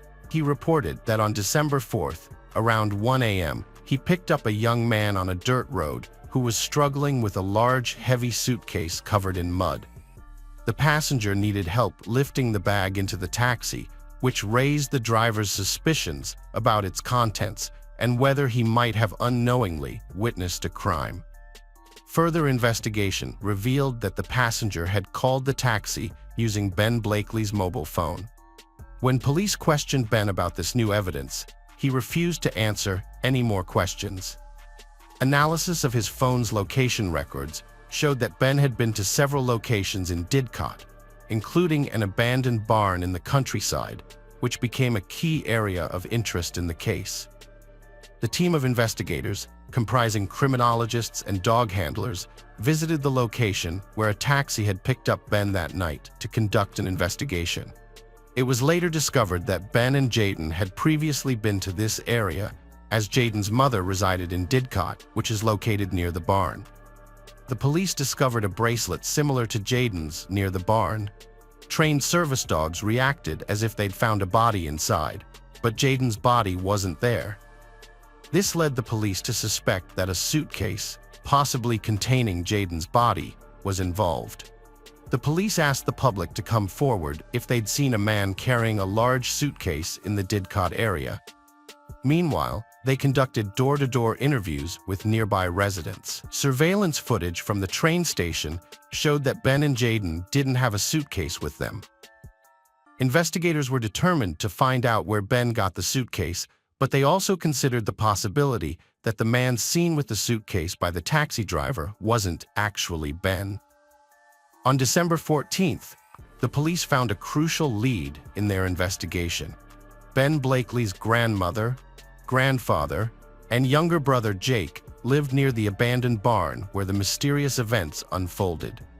When the police arrived at their doorstep, Ben's grandmother immediately asked, "Are you here about the suitcase?" The grandmother explained that Ben had borrowed a suitcase from her a few days prior, hurriedly emptying its contents on the floor without explanation. He returned the suitcase 2 days later, but it was dirty. Additionally, she reported that 2 shovels had gone missing and reappeared, covered in a thick layer of dirt. The presence of the dirt-covered shovels raised suspicions that Ben may not have acted alone. Moreover, Jake, Ben's 17-year-old brother, was revealed to be a friend of Jaden's, which hinted at a potential connection between they. Witnesses reported seeing Ben and Jake riding dirt bikes together around the time the police were searching for Jaden. The police arrested Jake Blakely on suspicion of being involved in the crime. They sent the suitcase Ben had returned to his grandmother's barn to a laboratory for analysis to see if it had any traces of Jaden's DNA. Based on the evidence, investigators developed a theory that Jaden was killed in an abandoned barn, then placed in a suitcase and taken to another location where she was buried. However, searching the vast fields surrounding Didcot made finding her body a daunting task. To aid in the investigation, the police used aerial photography to identify 10 areas where the soil surface had recently been disturbed. They checked several locations, but didn't find Jaden's body until they had searched all 10 areas of interest. A significant development occurred in the case when Jake Blakely began cooperating with the police. He directed them to investigate his uncle's grave at a local cemetery in Didcot, near the All Saints Church.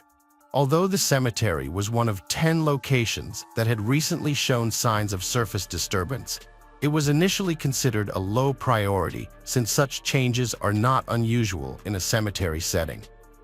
However, after receiving a note from Jake Blakely suggesting that Jaden's body might be buried in his uncle's grave, the police cordoned off the cemetery. This was a completely new and unprecedented tactic in hiding a victim's body, and it drew widespread media attention.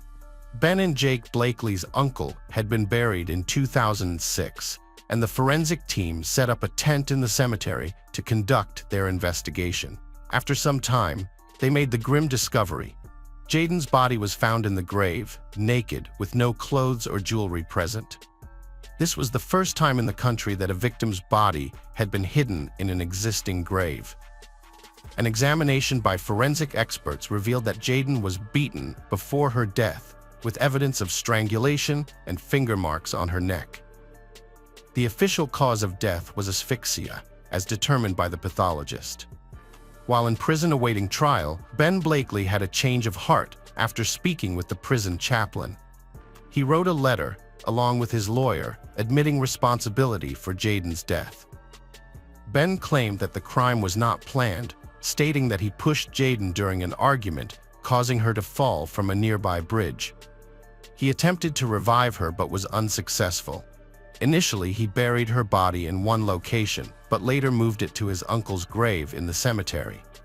However, the autopsy contradicted his story, showing blunt force injuries to her face and asphyxia as the cause of death, with no signs of a fall from a height. It meant Ben Blakely was dishonest to avoid responsibility for his actions. However, the truth came to light during the trial, which started on June 23, 2014, after Jaden's father had passed away due to heart problems. Blakely showed no remorse for taking the lives of Jaden and her unborn child. Instead, he behaved defiantly, shouting insults and displaying his indifference. Throughout the 4-week trial, it became clear that Blakely was a violent and controlling boyfriend. 3 of his ex-girlfriends testified that he had been abusive to them, taking their phones, hitting them, and choking them if they answered back, or if he suspected them of cheating. Blakely's short temper was on full display during the trial. He frequently outbursted in anger, using foul language in the courtroom and shouting at the prosecutor, Richard Leem. The judge repeatedly warned him about his behavior, but it was too much for Jaden's mother and other family members, who were often forced to leave the courtroom in tears. Judge Patrick Eccles was shocked by Ben's behavior, so he sent him to the cells and continued the trial without him for a day. Although Jake Blakely is under 18, Judge Eccles allowed his name to be published because it was in the public's best interest. Jake has admitted to trying to disrupt the legal process, but claimed he thought he was burying weapons or dead animals at the time. Ben promised his sibling Jake an Xbox and £100 to commit the crime. CCTV footage showed Ben and Jaden taking a train to Didcot, then Jake returning alone, hiding his face. The prosecutor said it was a planned crime, with Jake luring Jaden to a secluded spot to kill him. Blakely took Jaden to an abandoned barn in another town after finding out she was pregnant, likely because he wanted to control her and didn't want to become a father. Jaden wanted to start a new life, but Blakely wouldn't let her go. Jaden's mother, Samantha, supported creating a domestic violence registry in an interview with Sky News. She recalled how Blakely manipulated and controlled Jaden, getting money from her, and said she thought she was his target, not Jaden. The jury deliberated for 20 hours before reaching a verdict. Ben Blakely was guilty of intentionally killing Jaden Parkinson. The judge emphasized that Jake Blakely's abusive behavior towards Jaden involved physical and emotional mistreatment during their relationship. Blakely controlled every aspect of Jaden's daily life, taking away her phone to isolate her from others. When she was living at a hostel, he forced her to stay in her room, even restricting her access to the bathroom. The judge pointed out that Jaden was deeply emotionally attached to Blakely, making it challenging for her to break free from the toxic relationship. Finally, in November last year, Jaden found the courage to end the relationship. In response, Blakely threatened to post intimate photos of her online to humiliate her. The court sentenced Jake Blakely to 3 years in prison for attempting to pervert the course of justice in July 2014. His older brother, Ben Blakely, received a life sentence with a minimum term of 20 years. Hello friends, welcome to our channel. Today we're going to take a look at another horrible case with you, the case of Danielle Jennings. Danielle Jennings was born on September 16, 1978, in Columbia, South Carolina, USA. She spent her childhood in Stockton, Georgia, with her mother and stepfather. Despite her cheerful and outgoing personality, Danielle faced a challenging situation when she became pregnant at the age of 16. However, she was determined to be a good mother and had no doubts about having her child. After the breakup with Carl, the father of her child, Danielle gave birth to her son, Tristan, in 1996. At just 17 years old, she became a single mother.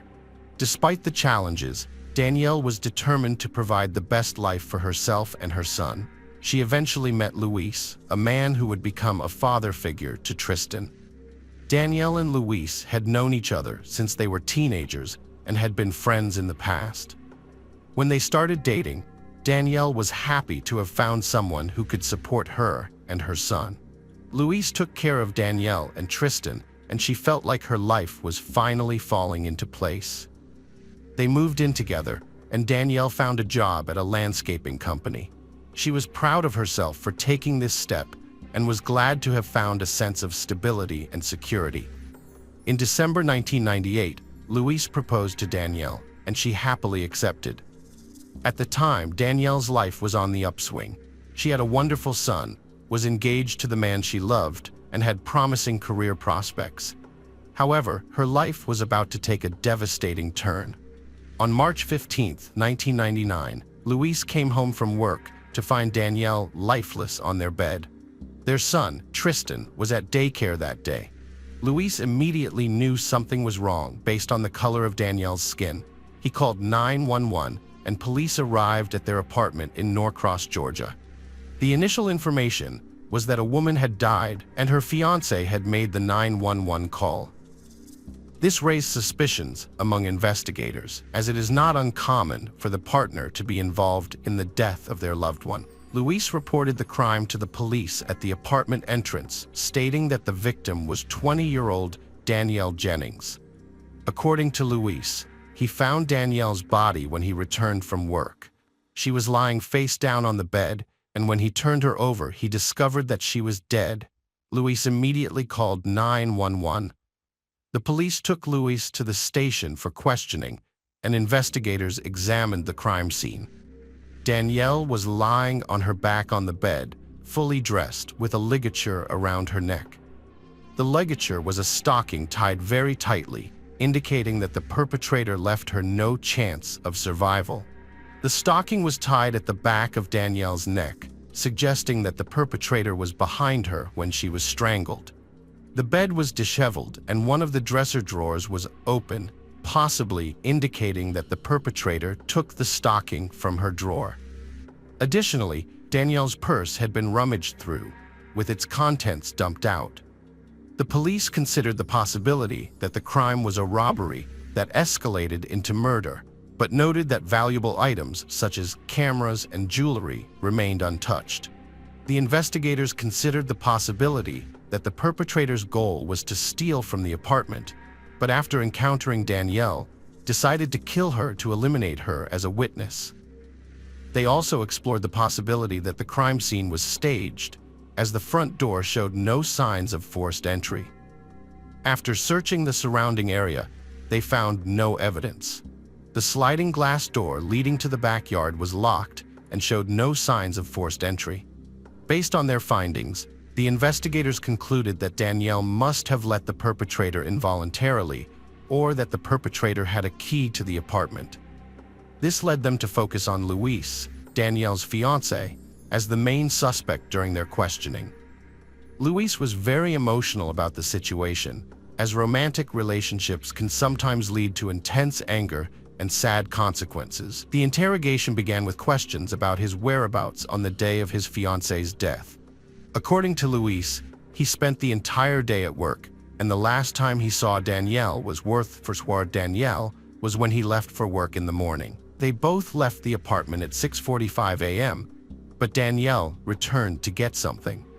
Luis claimed that Danielle was worried about an important meeting with management that day and seemed a little distracted. He also mentioned that Danielle called him at 11:30 a.m. to ask if he wanted to go to lunch with her, but he refused because he had a lot of work to do.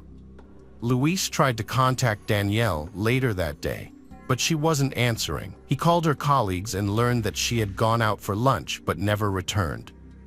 When he tried to call their home phone, Danielle didn't answer. This led him to leave work and check on her. When he arrived at their apartment, he noticed that the front door was unlocked, and he found a jar that made him nervous. During the investigation, Luis stated that they had a good relationship and were deeply in love. Luis expressed that he was depressed and felt that the police were wasting their time by interrogating him, as he believed the real culprit was still at large. Detectives interviewed Daniel's friends and family, who all confirmed that Luis could not harm Danielle, as they were planning a wedding and were in love. Luis's co-workers also confirmed that he was at work all day, which ruled out any possibility of his involvement in the crime. Luis mentioned that Danielle had been receiving excessive attention from her co-worker, Jeff, who made her uncomfortable. Investigators went to Danielle's workplace and spoke to her boss, who confirmed that Danielle had complained about Jeff's behavior. Jeff's behavior was making Danielle uncomfortable. He was touching her and interfering with her work. Danielle had made it clear that she was in a committed relationship with Luis. Despite this, Jeff continued to make Danielle feel uncomfortable. The situation was also complicated by the fact that Jeff was 40 years old, while Danielle was just 20. Danielle's co-workers reported that she left the office for lunch, but never returned, providing investigators with a timeline for when the attack occurred. This raised suspicions about Jeff, who was absent from the office during the same time frame. The investigation explored the possibility that Jeff may have attacked Danielle after she opened the front door to her home. This could explain why there were no signs of forced entry. Jeff was brought in for questioning to discuss his relationship with Danielle. During the questioning, Jeff acknowledged inviting Danielle to lunch, but denied any involvement in Danielle's death. He did admit to liking Danielle, but stated that he didn't engage in any inappropriate behavior that would justify her complaint against him. Jeff claimed that he couldn't have attacked Danielle because he had an alibi. According to Jeff, he was with another colleague all day, working on various issues and driving around the city together. This meant that it was impossible for him to have committed the crime. Jeff identified a co-worker who he claimed was with him at the time of the crime. Investigators met with this co-worker, who confirmed Jeff's alibi, thus ruling out Jeff from suspect. The autopsy report provided some insight into the circumstances of Danielle's death. The cause of death was asphyxia, indicating that Danielle was attacked by surprise. Investigators concluded that the perpetrator approached her from behind and tightened the stocking until she lost consciousness. The perpetrator then tied the stocking in a knot to prevent Danielle from regaining consciousness. The lack of defensive injuries on her body suggested that Danielle did not resist the attack. In fact, the only injury on her body was the ligature mark on her neck, indicating that she may not have even seen the face of her attacker. The police investigation at the crime scene did not yield any evidence that could help identify the perpetrator. Despite a thorough search, no shoe prints, DNA, fingerprints, or hair were found. As a result, there was no evidence to send to the laboratory for analysis. Without any new leads, the police returned to their initial theory that the crime was a robbery gone wrong. The police asked Luis to re-examine the apartment with them to see if he could notice anything unusual. After a thorough examination, Luis reported that nothing seemed to be missing from the apartment and all items were in their usual places. However, a few days later, Luis contacted the police to report that he could not find Danielle's wedding ring. Luis also pointed out another unusual detail to the investigators. The stocking used to strangle Danielle did not belong to her.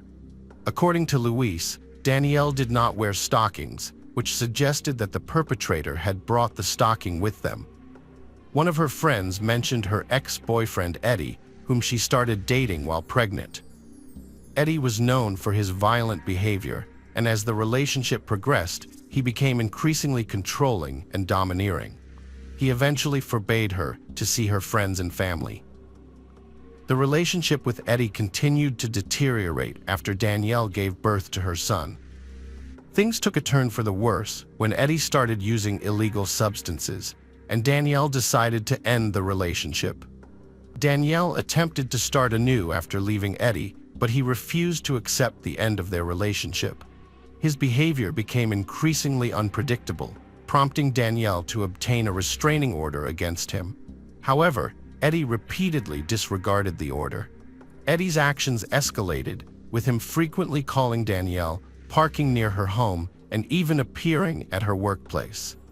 Danielle's family reported that Eddie had made numerous calls to her in the months leading up to her death, demanding that she meet with him, but she consistently hung up on him.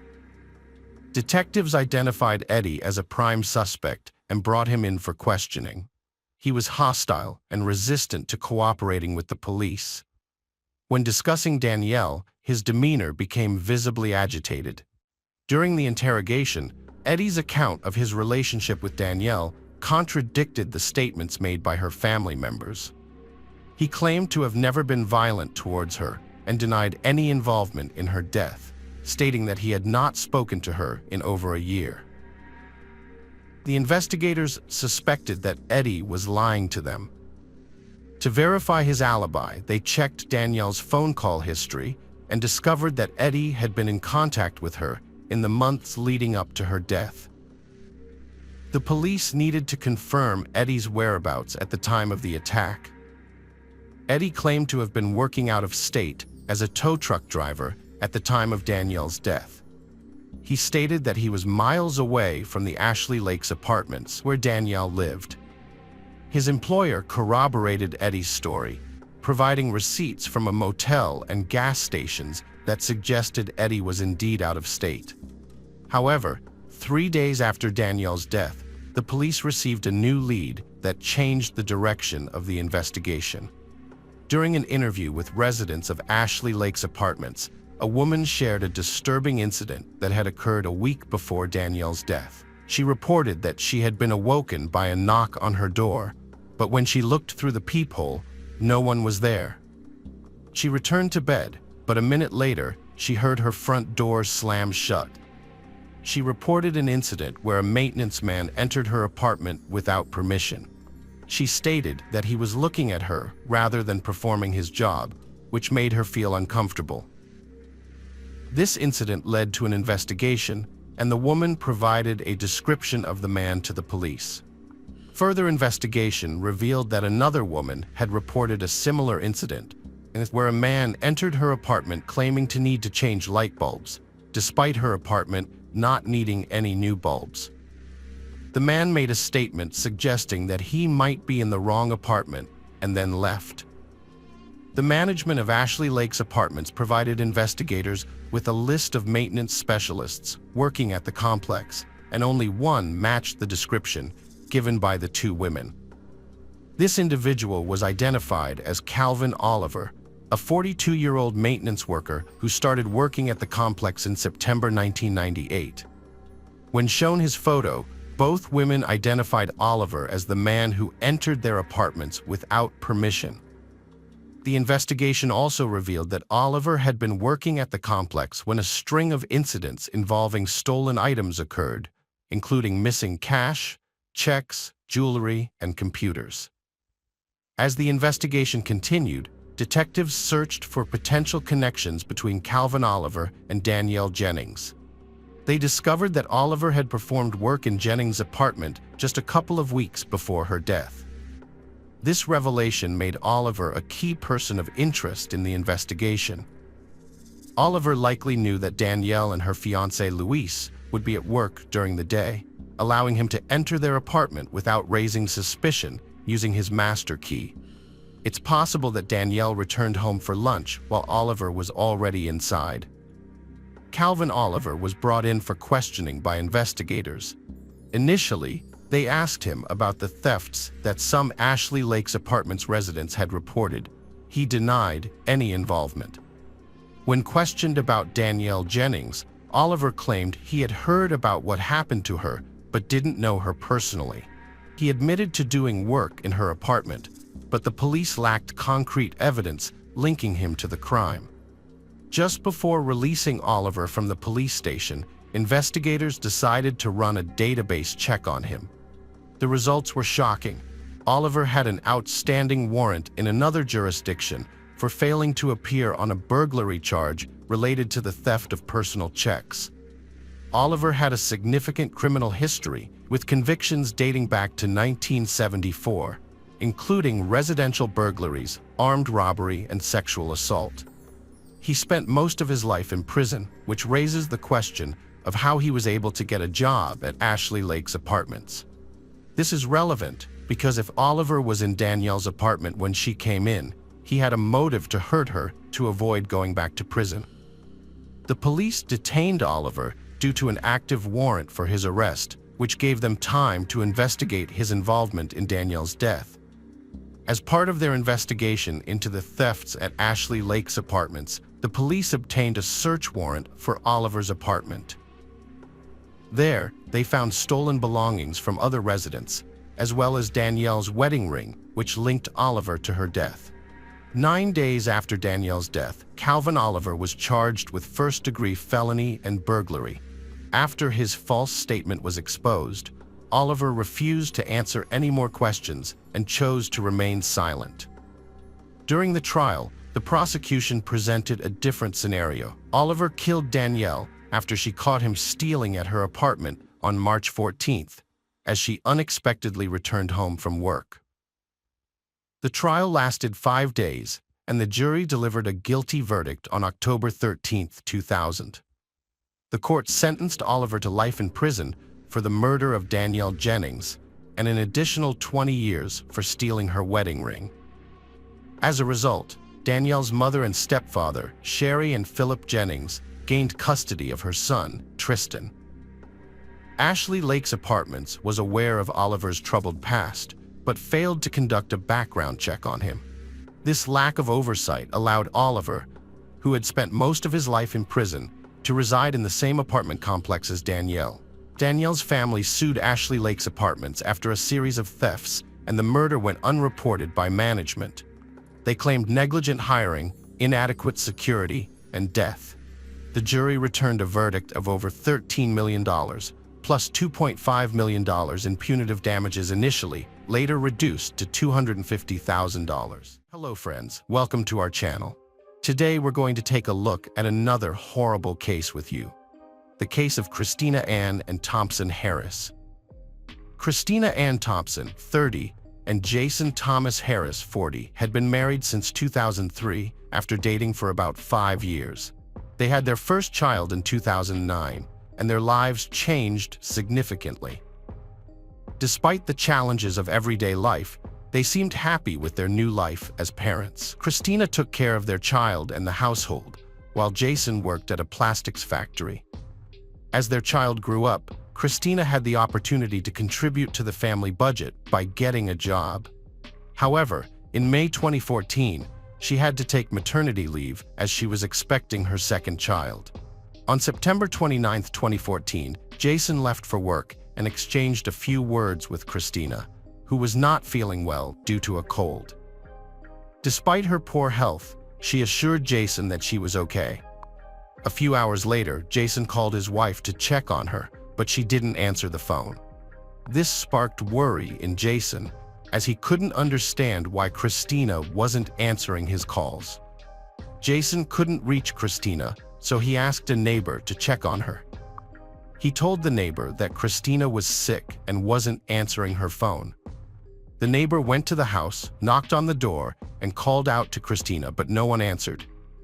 Since the door was unlocked, the neighbor went inside and found Christina lying on the bed.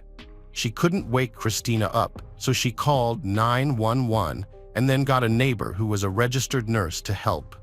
The nurse checked Christina's pulse and confirmed that she had passed away. On September 29, 2014, 4 months after giving birth to her second child, Christina was found dead in her house. When the police arrived, Jason was already there. He told them that Christina was sick and he had left her alone in the morning. 2 days later, the medical examiner determined that Christina's death was caused by an overdose of a prohibited substance. This news shocked her family and friends. Christina, a mother of 2 young children, was found dead, and many people who knew her were shocked. They claimed she had never used illegal substances.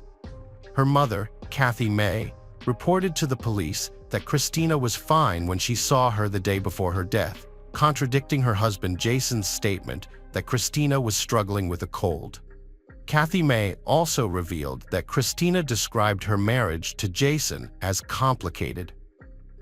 Jason was unhappy in the marriage, but didn't want a divorce because he didn't want to pay child support or lose custody of their children.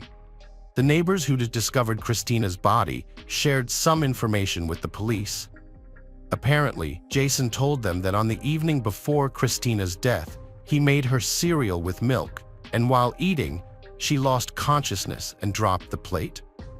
The police understood that it was hard for Christina's loved ones to accept that someone they knew well might have a hidden dark side. However, as the investigation progressed, the police began to doubt that Christina had used any illegal substances.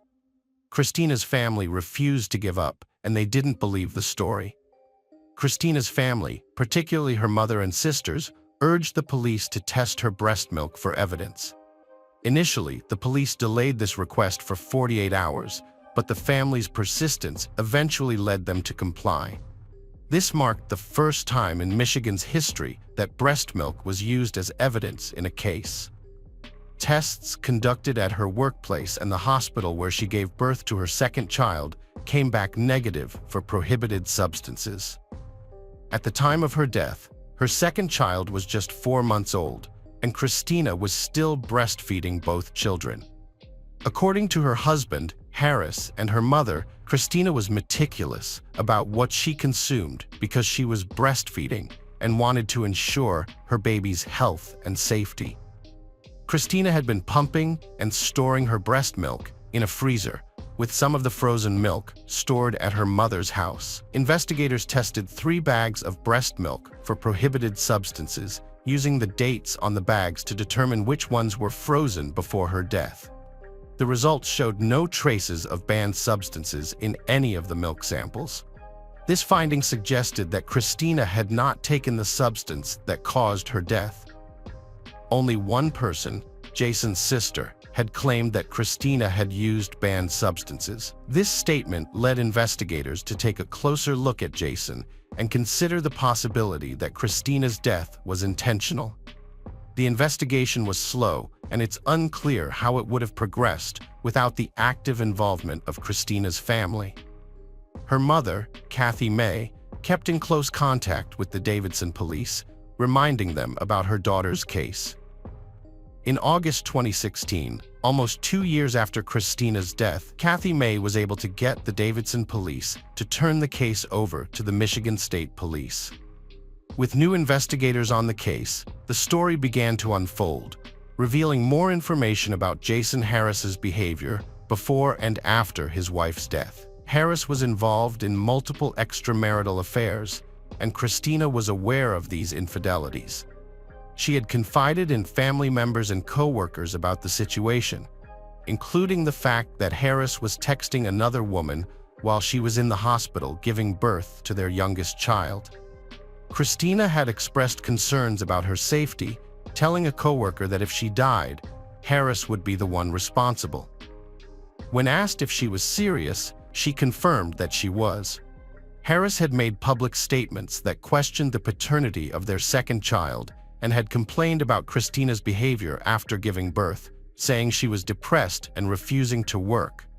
He also complained about her nagging him. A co-worker of Harris's reported that he had made disturbing comments about Christina, including expressing a desire for her death. This coworker described the relationship between Harris and Christina as toxic, citing frequent arguments between them. The most alarming aspect of this case is that Harris was open about his desire to get rid of Christina, and he even took steps to harm her. Unfortunately, his words and actions were not taken seriously until it was too late. Harris had attempted to poison Christina on at least 2 occasions by mixing substances into her drinks. Fortunately, Christina was able to detect the unusual taste and avoided drinking the beverages. Harris asked a coworker for a substance that would not affect the taste or smell of food and drinks, explaining that he wanted to poison Christina so she wouldn't feel anything. When he told another coworker that Christina didn't drink the water with the substance because it tasted funny, the coworker refused to give him more pills. A coworker testified that Harris told him he wanted to stop Christina from nagging him, but the coworker thought he was joking. Harris also told a coworker that he had hired someone to kill Christina, but the person was arrested before they could carry out the task. Harris then asked the coworker to kill Christina in exchange for $10,000, which would be paid from a $100,000 life insurance policy Christina had through her employer. The coworker refused the offer, believing that Harris was just venting his emotions and that the offer to kill Christina was a joke. He remembered the conversation as Harris saying something like, "I'm tired of her. I'm going to get rid of her." Back to the case, the 911 operator asked the neighbor who found Christina's body if there were any needles at the scene, but the neighbor did not see any. The neighbor, a registered nurse, testified that Christina's body was cold and stiff, had no pulse, and had a white foamy substance coming from her mouth. The neighbor did not attempt to resuscitate Christina because she was already dead. The paramedics who responded to the scene confirmed that Christina was dead. Harris told his supervisor that he had asked a neighbor to check on Christina and that he had to go home because she was unresponsive. However, witnesses reported that Harris did not appear concerned or in a hurry when he arrived at the house. Harris entered the house without speaking to the neighbor he had asked to check on Christina. Later that morning, Harris contacted Christina's supervisor at work and informed her of Christina's death. He also inquired about collecting the $100,000 life insurance policy benefit that Christina had through her job. One of the women Harris was in a relationship with told investigators that Harris contacted her on the day of Christina's death and said that his wife had died from taking too much of a banned substance. This suggests that Harris knew the cause of Christina's death before the medical examiner's report was released. Harris shared some details about the night before Christina's death, including her restless sleep, frequent coughing, and unusual comment about the chemical taste of her water. He later visited her workplace to inquire about life insurance proceeds, collecting a $20,000 death benefit and raising suspicions with his actions. A mistress also moved in with him and his children, either before or after her funeral. The mistress stated that Jason Harris's adult children from a previous marriage moved into the house just days after Christina's death. Police also found that Jason Harris had bought an airline ticket to Rhode Island 9 days after Christina's death to visit a woman he had exchanged over 5,800 texts with. The county medical examiner, Dr. Brian Hunter, submitted post-mortem blood and urine samples for testing. Although the test results were consistent with a lethal dose of the substance, there was no evidence of how the substance was administered, as there were no injection marks on her body and no powder residues or rolling paper were found near the scene of her death. Michigan State Police took over the investigation in 2016. Dr. Hunter changed the manner of death from accidental to homicide after a wrongful death action. Jason Harris was charged with first-degree murder and others. His bail was denied. Harris pleaded not guilty and will contest the charges. The prosecution eliminated the possibility of injection as the cause of death because there were no injection marks or a needle found at the scene. Dr. Judge testified that it was unlikely the substance was inhaled through the nose because there was no evidence of a rolled dollar bill or paper used for snorting. When given the opportunity to speak, Jason Harris did not apologize or express remorse. Instead, he claimed he was innocent. The jury did not believe his claims and found him guilty of the charges against him. On November 17, 2021, the jury delivered a guilty verdict for 47-year-old Harris. 3 weeks later, the court sentenced him to life in prison without the possibility of parole. Hello friends, welcome to our channel. Today we're going to take a look at another horrible case with you, the case of Michelle Anglin. Michelle Anglin was born on November 27, 1973, in Fountain Valley, California. Later, her family moved to Arizona, where she was raised by her mother, Peggy, and stepfather, Larry McCall. Michelle had two older sisters, Cindy and Christina. When Michelle was around 20 years old, she started dating Hudson England, and their relationship blossomed. They made each other happy, and when Hudson proposed, Michelle accepted without hesitation. In late 1995, they got married in a joyous ceremony surrounded by their families and friends. Michelle's mother, Peggy Cohen McCall, was also a realtor.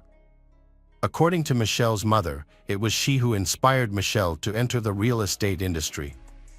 Michelle's family would regularly keep in touch with her via her work phone when she was in the office. When showing houses to clients, Michelle always carried a pager, allowing her loved ones to reach her if needed.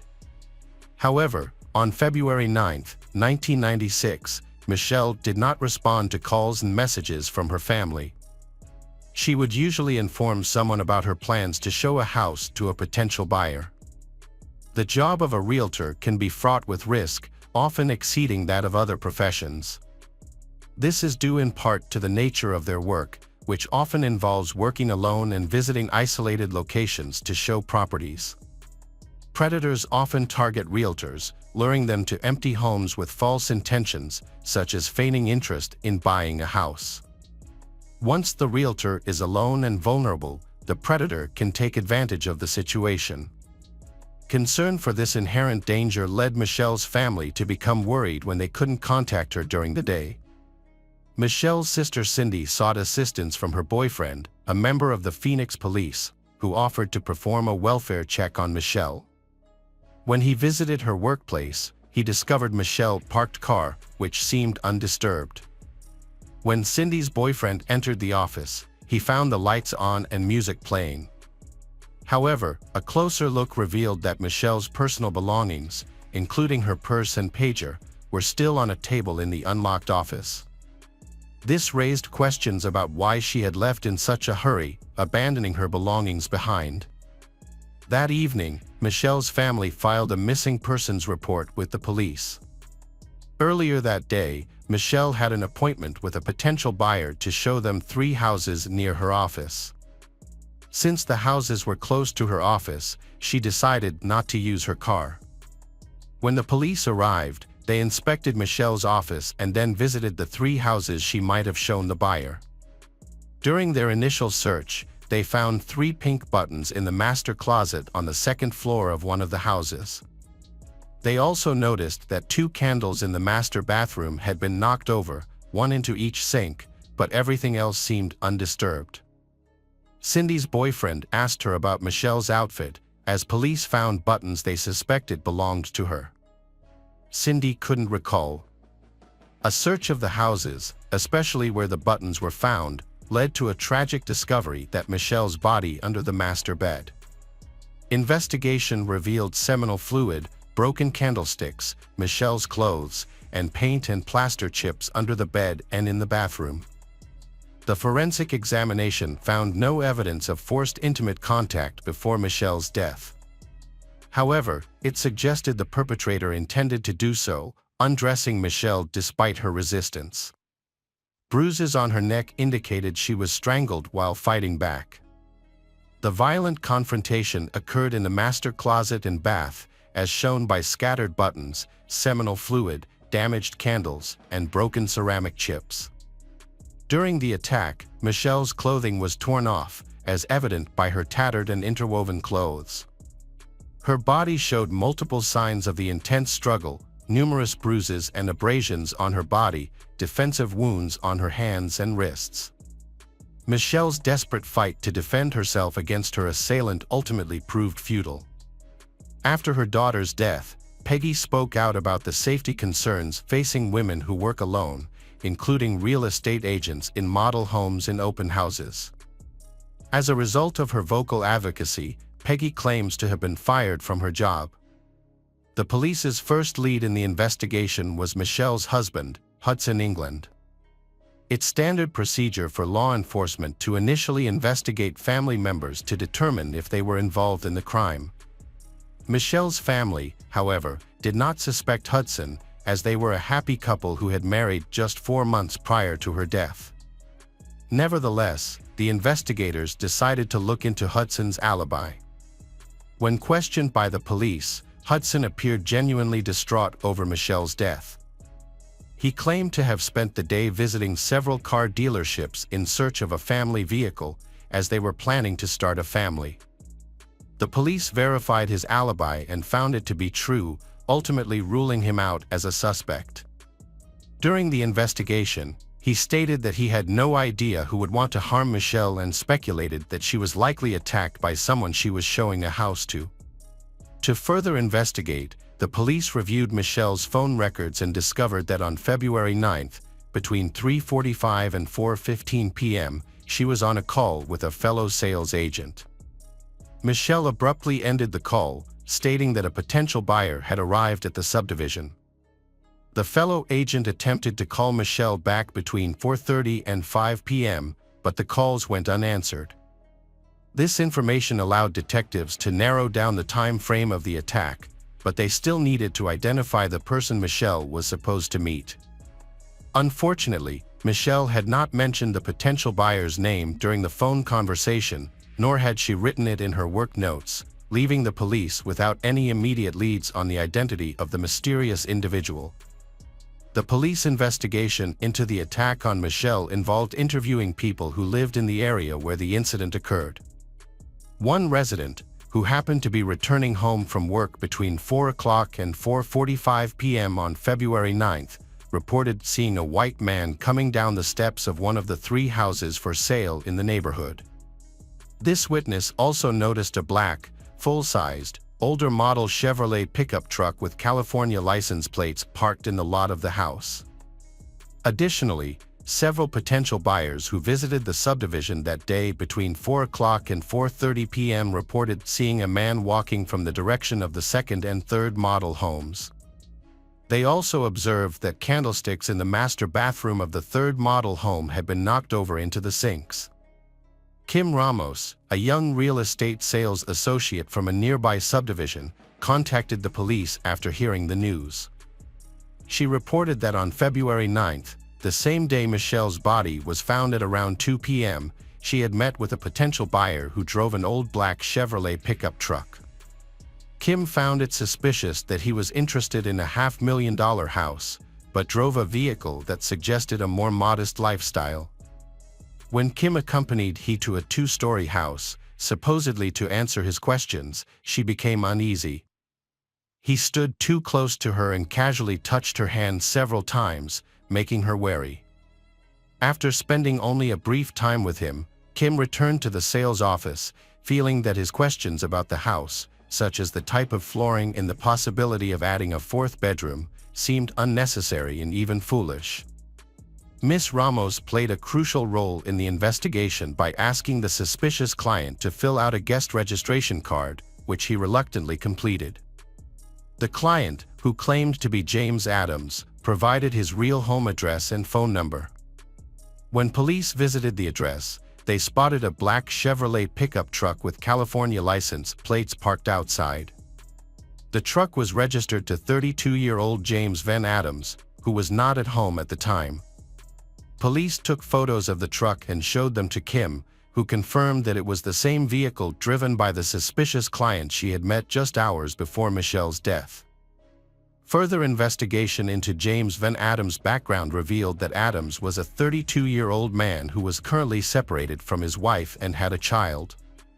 He had a prior conviction in California for a crime committed in 1990. In that case, Adams had targeted Melissa Cunningham, a petite sales agent who was working alone at an apartment complex. He had asked her to show him model homes that were still under construction, specifically expressing interest in a two-story home with a master bedroom and bathroom upstairs. This event further increased suspicions about Adams. Investigating Michelle England's death led detectives to quickly uncover a previous failed attack by James Adams. They obtained a search and arrest warrant, returned to Adams' home, and took him in for questioning. However, Adams refused to cooperate, appeared nervous, and had noticeable injuries on his face, including under his eye. The detectives suspected that these injuries might have been sustained when Michelle defended herself with the missing candlesticks, which were later found. As a result, they collected DNA, blood, and hair samples from Adams. A witness, Kim Ramos, identified him and reported that he had no visible injuries on his face during their meeting. Adams claimed his injuries came from working on his pickup truck, but work records showed he left early on February 9th and didn't return, citing car troubles. When seen next, he had a new facial injury and black eye, which his employer and coworker said weren't there before. The police analysis of Adams' DNA, blood, and hair samples is detailed in court documents, which also reference a sample of seminal fluid found on the carpet in the closet. The Phoenix Crime Lab and DPS Lab conducted DNA testing on a carpet sample. Initially, results excluded James Van Adams, but retesting by the crime lab and further testing included him as a contributor. Despite the police taking extensive fingerprint and footprint evidence from the model home, none of the prints matched Adams. Adams was charged with the murder of Michelle England and denied any involvement in the crime. His trial began on July 1, 1997. During the trial, prosecutors presented evidence that they claimed linked Adams to Michelle's death. One key witness was Kim Ramos, who believed she had narrowly escaped being attacked by Adams herself. Ramos testified that Adams had shown suspicious behavior, including wearing casual clothing, driving an old vehicle, and asking unusual questions about the house's flooring and fourth bedroom. Prosecutors also presented evidence of Adams' interactions with other sales agents in California and Briarwood, which they claimed showed a pattern of suspicious behavior. Susan Wright, an employee, met with Adams multiple times. Their first meeting was in September or October 1995, when Adams asked Wright to show him a house. Wright recalled Adams standing too close and not asking questions about the house. On November 5, 1995, James Van Adams visited Susan's office again, signing in as Jim Adams. This was not an incident, as Adams had repeatedly visited her office and called her, asking her out on dates. A pattern of behavior emerged, revealing Adams' deliberate plan of action. Adams targeted women with similar characteristics, attacking them in California in 1990. Victims Michelle, Susan Wright, Kim Ramos, and Melissa Cunningham worked alone in shared physical traits. Attacks occurred in the afternoon, with Adams often asking victims to accompany him upstairs in a two-story house. He used a similar method, putting his right arm around their necks, ripping off their clothes, and attempting to assault them. The trial was a challenging experience for Michelle's family, who were present throughout the proceedings. The judge had to invite Michelle's mother to go out from the courtroom because she was overcome with emotion and yelled at Adams. However, Adams appeared to take pleasure in the family's distress, occasionally flashing a grin. Nevertheless, his demeanor changed when the jury delivered a guilty verdict on all counts on July 14, 1997, and he was subsequently sentenced to death. Following the sentencing, Adams launched a series of appeals, claiming he was innocent. In his appeal, he argued that a previous incident in California in 1990, in which Melissa Cunningham escaped, supported his claim that he did not intentionally try to kill Michelle. Adams alleged that during the California attack, he had simply restrained his victim by the neck in an attempt to make intimate contact.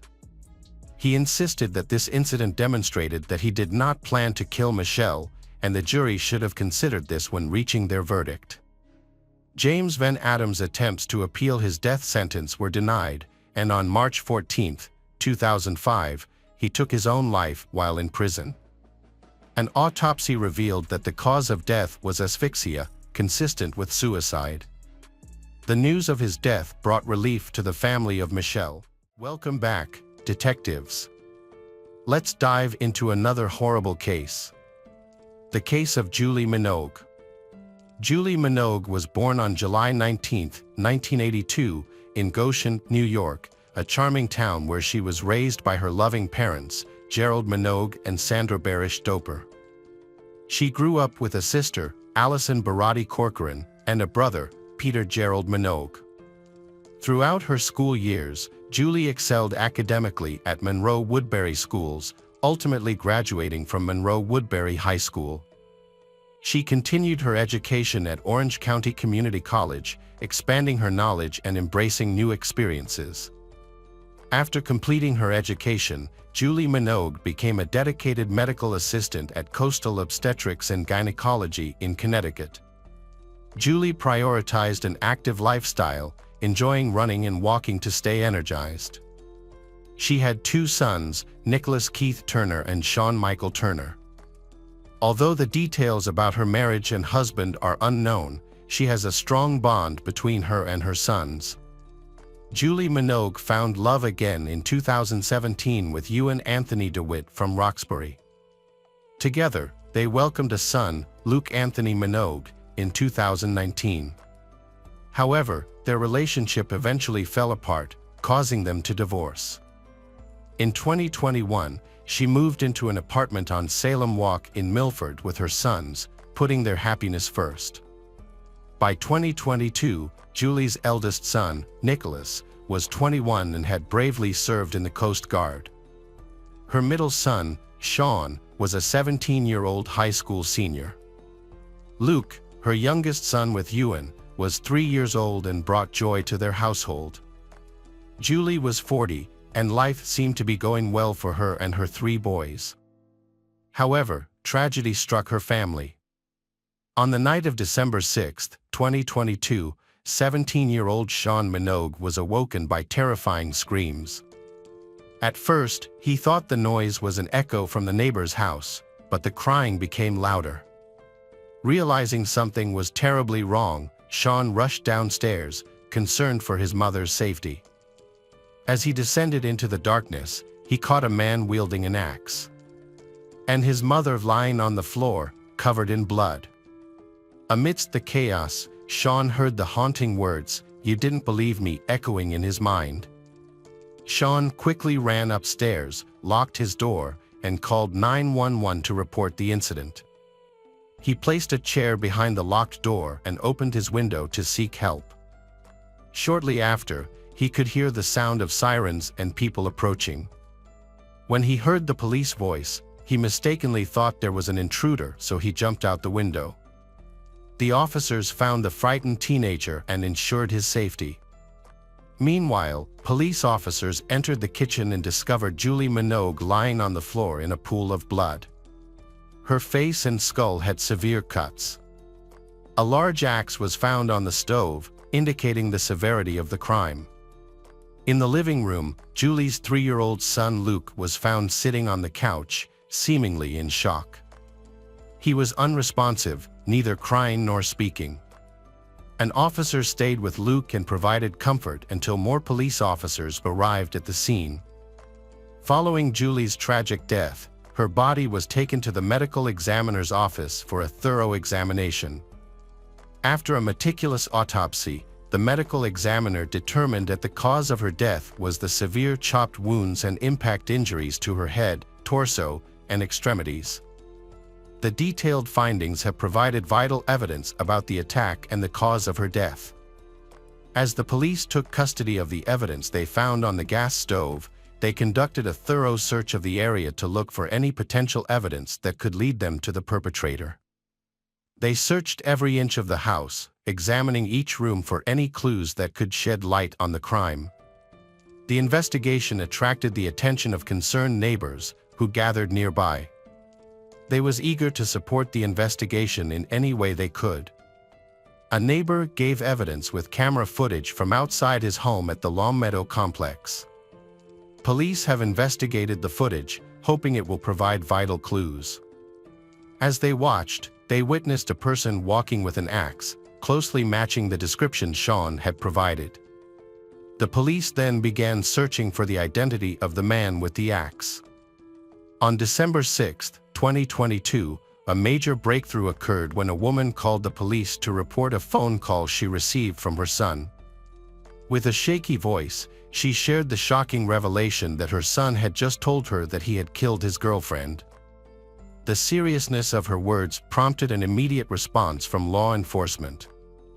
They quickly located the woman and engaged her in conversation. During the conversation, police discovered that the man responsible for the disturbing confession was Ewan, a 42-year-old man who had previously been in a relationship with Julie. With this important information, the police made efforts to contact Ewan. However, Ewan abruptly hung up the call. To better understand Ewan's background, the police investigated his history. Ewan was born in 1979 in Roxbury. He had a wide range of interests and pursuits. A skilled athlete, he was passionate about ice hockey and even played in semi-professional leagues. Ewan also holds a bachelor's degree in history from Siena College. Not satisfied with just one career, he also pursued a career as a firefighter, showing his ambition. In 2006, Ewan DeWitt's life took a tumultuous turn when he was arrested in Connecticut for driving under the influence and traffic offenses. After pleading guilty, he was given a suspended prison sentence and placed on probation. However, Ewan turned his life around in 2009 when he enlisted in the U.S. Marine Corps. Over the course of 5 years, he distinguished himself as a skilled weapons specialist and non-commissioned officer, ultimately earning the rank of Lance Corporal. During his time in the Marines, Ewan served as a machine gunner and was part of the elite 1st Reconnaissance Battalion. A notable photo from his time in service shows him bravely operating a .50 caliber machine gun on a vehicle during a defense exercise. Ewan's leadership skills and expertise helped him become captain of the machine gun section. Ewan served multiple tours in combat zones, including Afghanistan and the Middle East, alongside his fellow Marines. His selfless dedication was highlighted in a 2015 article in the Registered Citizen. One notable incident occurred shortly after the birth of his son, when he was arrested for attacking Julie Minogue. According to reports, he threw a large object at her, destroying her phone and preventing her from calling for help. Fearing for her safety, Julie sought refuge at a neighbor's house and contacted the police. In addition, Ewan, while intoxicated, getting into a heated argument with Julie and throwing a playpen at her head, causing a serious injury. Their son witnessed this incident and provided a statement. After Ewan went to rehabilitation, Julie sought a restraining order to protect herself from his abusive behavior. The court granted her a protective order that allowed for limited contact. However, Ewan was still granted visitation rights, which created ongoing concerns for Julie and her family's safety. In addition to their personal struggles, Julie and Ewan became embroiled in a series of family court cases starting in 2021. Julie initiated proceedings by seeking child support for their son Luke. The court ruled in her favor in October 2021, ordering Ewan to provide financial support. Ewan retaliated by taking Julie to court seeking resolution on visitation rights. In an effort to mediate the situation, the court granted supervised visitation, with a further hearing scheduled for April 2023 to revisit the matter. Julie and Ewan's divorce leads to many problems. Just 3 weeks before her death, Julie took action by going to Milford Police Station on November 14, 2022. She filed a complaint against Ewan for allegedly sending her more than 200 text messages in just 2 days, violating a protective order prohibiting him from making contact. Officer Scott Nablin carefully collected evidence of the text messages from Julie Minogue's phone, which further strengthened the case against Ewan. In a statement, Julie expressed deep concern for her safety and the well-being of her children. She stated that she could no longer tolerate the abuse and was seeking protection. Julie detailed the ongoing harassment she had endured and her fear of Ewan's behavior. She mentioned that he had a history of trouble with drugs and alcohol and was worried that he might harm her. In the meantime, Julie Minogue sought a civil restraining order against Ewan. On December 1, 2022, she presented evidence to a judge, including text messages, Ewan's history of substance abuse and mental health issues, and his violent past. Julie expressed concern for Ewan's well-being and emphasized the need for him to receive therapy. She believed Ewan posed a threat to others and should not be allowed to interact with anyone until he received proper treatment. The judge granted Julie a no-contact restraining order on December 1, 2022, to protect her from Ewan. The police investigation focused on Ewan, and they thoroughly searched the area around the Salem Walk condominium. They also visited a dive bar on Ocean Avenue in West Haven, asking patrons for help and providing information about the ongoing investigation. They asked anyone who saw Ewan to contact the authorities. Soon after, witnesses discovered someone resembling Ewan. They immediately alerted the police, who then observed the suspect entering a food truck in a nearby parking lot. Police quickly surrounded the truck and apprehended Ewan without any resistance. During the interrogation, Ewan initially remained silent, but after hours of intense interrogation, he finally confessed to killing Julie with an axe. He admitted to entering her house through the kitchen window, hiding and waiting for her to arrive. When Julie entered the kitchen, Ewan attacked her with an axe. Julie's son, Nicholas, witnessed the terrifying scene as he came downstairs. Frightened, Ewan dropped the axe on the gas stove and fled. The details of the incident, as revealed by Ewan, sent shockwaves through the investigation and provided a disturbing account of the events that occurred that night. During Ewan's first court appearance on December 7, 2022, Assistant State's Attorney Alana Paul updated the judge on the case. She said that Ewan confessed to the crime, but even if he did not, the evidence against him was compelling. Given the severity of the case, Paul argued that a significant sentence was necessary. Judge Odin Grogan set Ewan DeWitt's bond at $5 million due to concerns about his history of ignoring court orders and the need to prioritize public safety. As a result, Ewan was placed under surveillance. A hearing was scheduled for December 14, 2022, to further address the case. On December 14, 2022, Ewan faced multiple charges, including murder, violating a protective order, violating a restraining order, risking injury to a minor, and reckless endangerment. These charges aim to hold Ewan accountable for the full scope of his actions. A hearing for his pending cases was set for April 6, 2023. The family of the victim has released a statement, vowing to take action and hold accountable those who failed to protect their loved one. They hope that this case will lead to improved safeguards for individuals experiencing domestic violence and abuse. The family is committed to creating positive change and preventing similar tragedies from happening in the future. Hello friends, welcome to our channel. Today we're going to take a look at another horrible case with you, the case of Nicholas Billingham. Fiona Beale was a kind and friendly woman who was devoted to her job and adored by her students. She lived with her partner, 42-year-old Nicholas Billingham, in Northampton, a large town in England.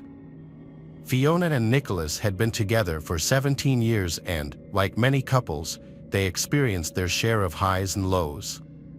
Leslie, a friend of them, described them as content. Leslie recalled that she had thought Fiona was really nice. Leslie mentioned that they hadn't displayed overt affection but seemed happy. Nicholas's history with women suggested that his relationships were often short-lived. His relationship with Fiona ended abruptly in November 2021, but it wasn't due to the usual reasons. The breakup occurred after they were required to isolate themselves for 10 days. After the breakup, Nicholas maintained contact with his friends and family, revealing to his mother that he had left with a woman named Faye and was happy with his new life. Meanwhile, Fiona completed her 10-day isolation period, recovered, and eventually returned to work. She received supportive messages from her colleagues when she returned to work. However, the split had a lasting impact on her. By the end of February 2022, nearly 4 months after the breakup, her mental health began to decline significantly. The memories of Nicholas in her Northampton home became overwhelming, so she decided to move to Cumbria, a 200-mile distance from her previous home. On March 15, 2022, her family grew concerned after reading her text messages.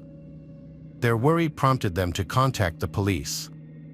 The police found Fiona severely injured in a bath at her Lake District Lodge rental. Officer Josh Parkin testified in court that when he arrived, ominous music was playing from her phone, and he initially thought she was dead. Parkin described the scene, stating that he had found a completely naked female lying in the bath. Music was playing from a mobile phone next to her. He immediately called for an ambulance and suggested they try to get her out of the bath to administer CPR. She then became partially conscious. To check her responsiveness, he had pulled her ear firmly, and she had moaned, trying to turn over. They had sat her up, and she had become emotional. Parkin had discovered a blue leather-bound notebook with a logo on the front. A quick glance had revealed it was a personal document detailing her mental health struggles at the time. Fiona's notebook revealed a dark history of abuse and a sinister plot. She wrote about her husband Nicholas's cruel behavior, including spitting on her and threatening her during intimate contact. She started planning her revenge as Tulip 22, a reckless and ruthless alter ego.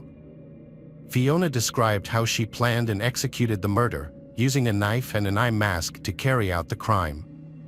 She hid the body in the bathroom and later moved it to the garden, where it was buried under multiple layers of materials.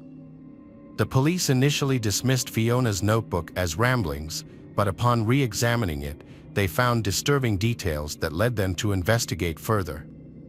They searched Fiona's house and found a blood-stained mattress in the cellar.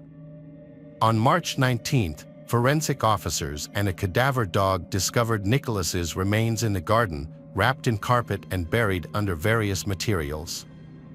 Fiona's notebook revealed her regret and apology for the crime, but also her anger and hurt towards her husband. The body was found with a sleep mask covering the eyes, bearing the phrase, "This is my morning after" face on the inside. The police spokesman described the scene as showing utter contempt, as the body was wrapped in cables, hose pipes, and plastic bags, mixed with debris from a building. An autopsy was conducted the day after the discovery. The results confirmed that the cause of death was a single stab wound to the right side of the neck, damaging the right jugular vein, esophagus, and trachea. The injury was inflicted with moderate force.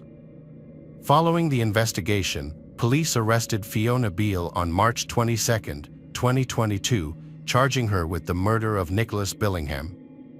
Nicholas's family was shocked and heartbroken when they learned of his death, particularly after discovering that Fiona had sent texts to them and Nicholas's friends from his own phone.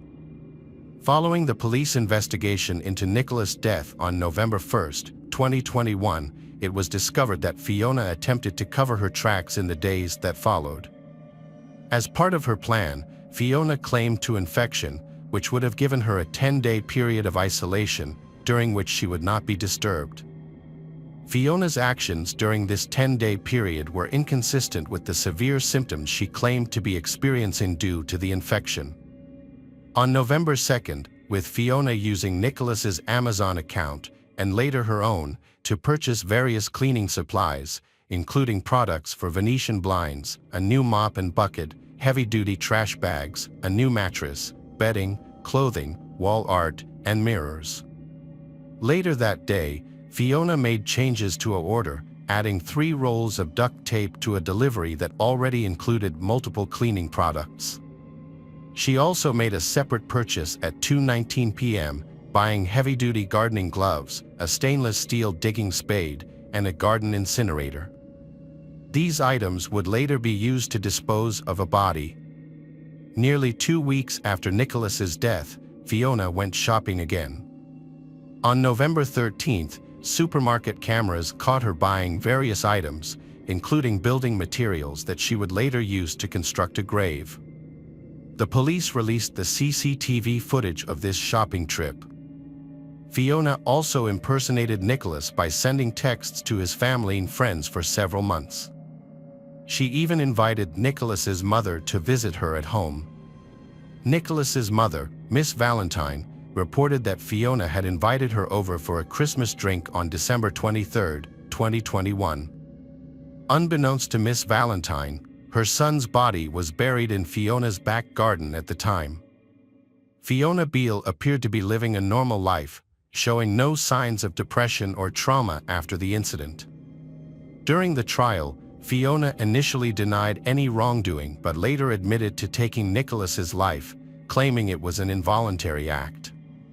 However, the prosecutor disagreed with her account. He presented evidence that Nicholas had been unfaithful to Fiona throughout their 17-year relationship, cheating on her with multiple women. Despite Nicholas's infidelity, Fiona had taken him back on multiple occasions. The prosecutor revealed that one of Nicholas's affairs had resulted in a child. Instead of leaving Nicholas, Fiona allegedly planned and executed murder, carefully considering how to kill him, dispose of his body, and cover her tracks. She also prepared explanations for his disappearance and her own absence from work on the day of the crime. Defense attorney Andrew Wheeler addressed the jury after the prosecution's opening argument, stating that Fiona had struggled with her mental health for years due to Nicholas Billingham's controlling behavior. He emphasized that Fiona, a 49-year-old woman with a good reputation, was a hardworking and well-liked school teacher who had been in a 17-year partnership with the victim. Wheeler asked the jury to consider how someone with Fiona's good character could commit such a crime. Wheeler stressed that the key issue in the case was her state of mind at the time of the killing. Wheeler explained that Fiona had struggled with her mental health for years and suggested that Nicholas Billingham's psychologically dominating behavior had gradually worn her down. Fiona Beale admitted her wrongdoing.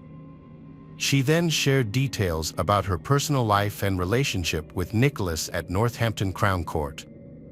Fiona revealed that she had been prescribed antidepressants during her university years. She described Nicholas as caring and attentive at the start of their relationship, but claimed he gradually changed over time. Fiona alleged that Billingham's behavior became increasingly controlling, particularly when it came to cleaning. She recalled an incident where she had left a cloth with cleaner on it, which stained a worktop. Although it seemed minor at first, cleaning became a major issue throughout their relationship. Instead of laughing off mistakes, Fiona said she would get scolded by Billingham. She also described how meal times became rigid and inflexible, with everything having to be exactly as Nicholas wanted it. Over time, this behavior escalated and continued until the end of their relationship. Even small things, like the way items were placed in cupboards, became a point of contention, with Nicholas insisting that they face outwards. Fiona testified that Nicholas's behavior escalated from joking insults to cruel comments, which made her lose confidence. She also shared that before taking Nicholas's life, she warned him that she would kill him if he ever treated another woman the way he treated her.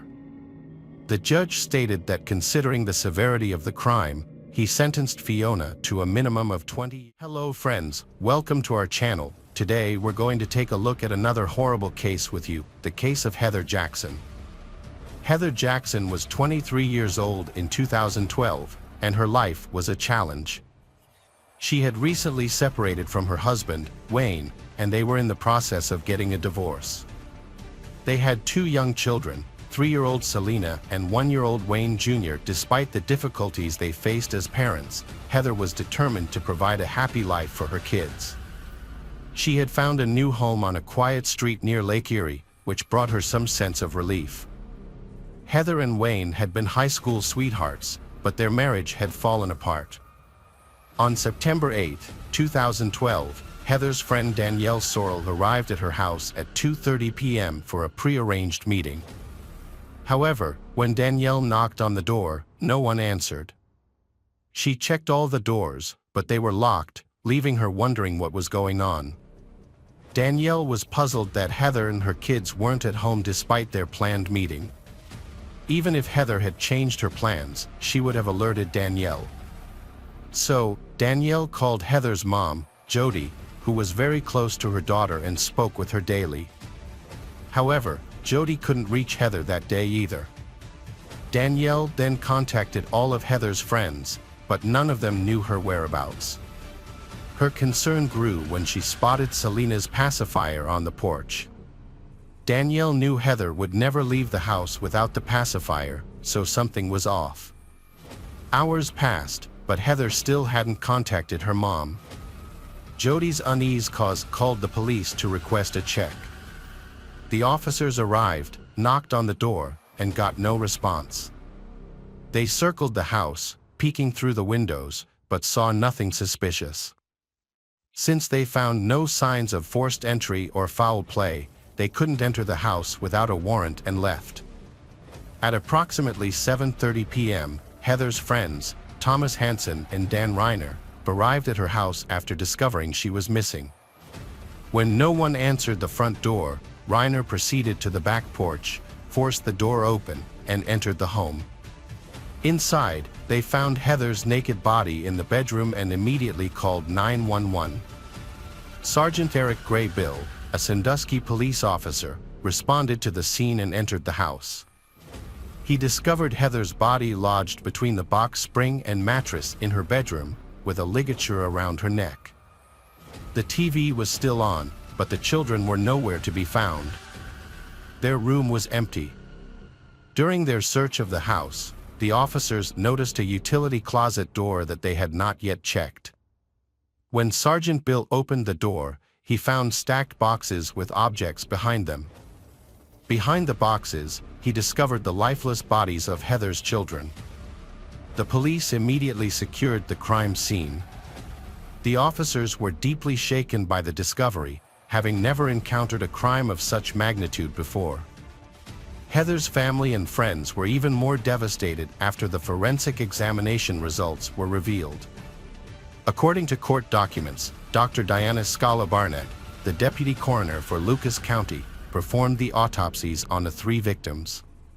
Her findings showed that Heather Jackson's cause of death was ligature strangulation. Additionally, Dr. Barnett observed that Heather's rectum was unusually open after death, suggesting that an object was likely inserted into the area around the time of her death, causing it to remain in that state. Dr. Scala Barnett testified that both Wayne Jackson and Selena Jackson also died from ligature strangulation. She noted that Selena's underwear was rolled up, indicating that the body had been redressed. Selena also had a rectal dilation similar to her mother's, again indicating that something was in her rectum at or about the time of death. Julie Cox, a forensic scientist at the Bureau of Criminal Investigation, testified that there was seminal fluid on the anal swabs obtained from Selena Jackson. Cox also noticed a stain in Selena Jackson's underwear, so she cut a small portion of that stained area for testing and determined that it contained a sperm cell. The police were determined to quickly catch the monster responsible for the crime. Since Heather's house was located next to Firelands Regional Medical Center, investigators obtained footage from the building's surveillance cameras, which they hoped would lead them to the perpetrator. Reviewing the CCTV footage, they identified a car that drove up to Heather's house at 10:57 p.m. Although the camera was far from the house and the darkness made it difficult to see, the car's headlights provided some clues about what happened. The footage showed the car backing into the driveway and remaining there for 11 minutes. At 11:08 p.m., the headlights turned on again, and the driver departed. Meanwhile, Thomas Hansen and Dan Reiner, the men who discovered Heather's body, were brought to the police station for questioning. The investigators questioned them separately, starting with Dan Reiner, who had called 911. Dan and Heather were friends, and when Dan discovered she was missing, he went to her house to look for her. He had to push the door hard to get in. After calling 911, the police asked Dan for a DNA sample, which he willingly provided. The results are nothing special, and he was released. The police then questioned Thomas Hansen, who claimed to have spoken with Heather on the phone the previous night.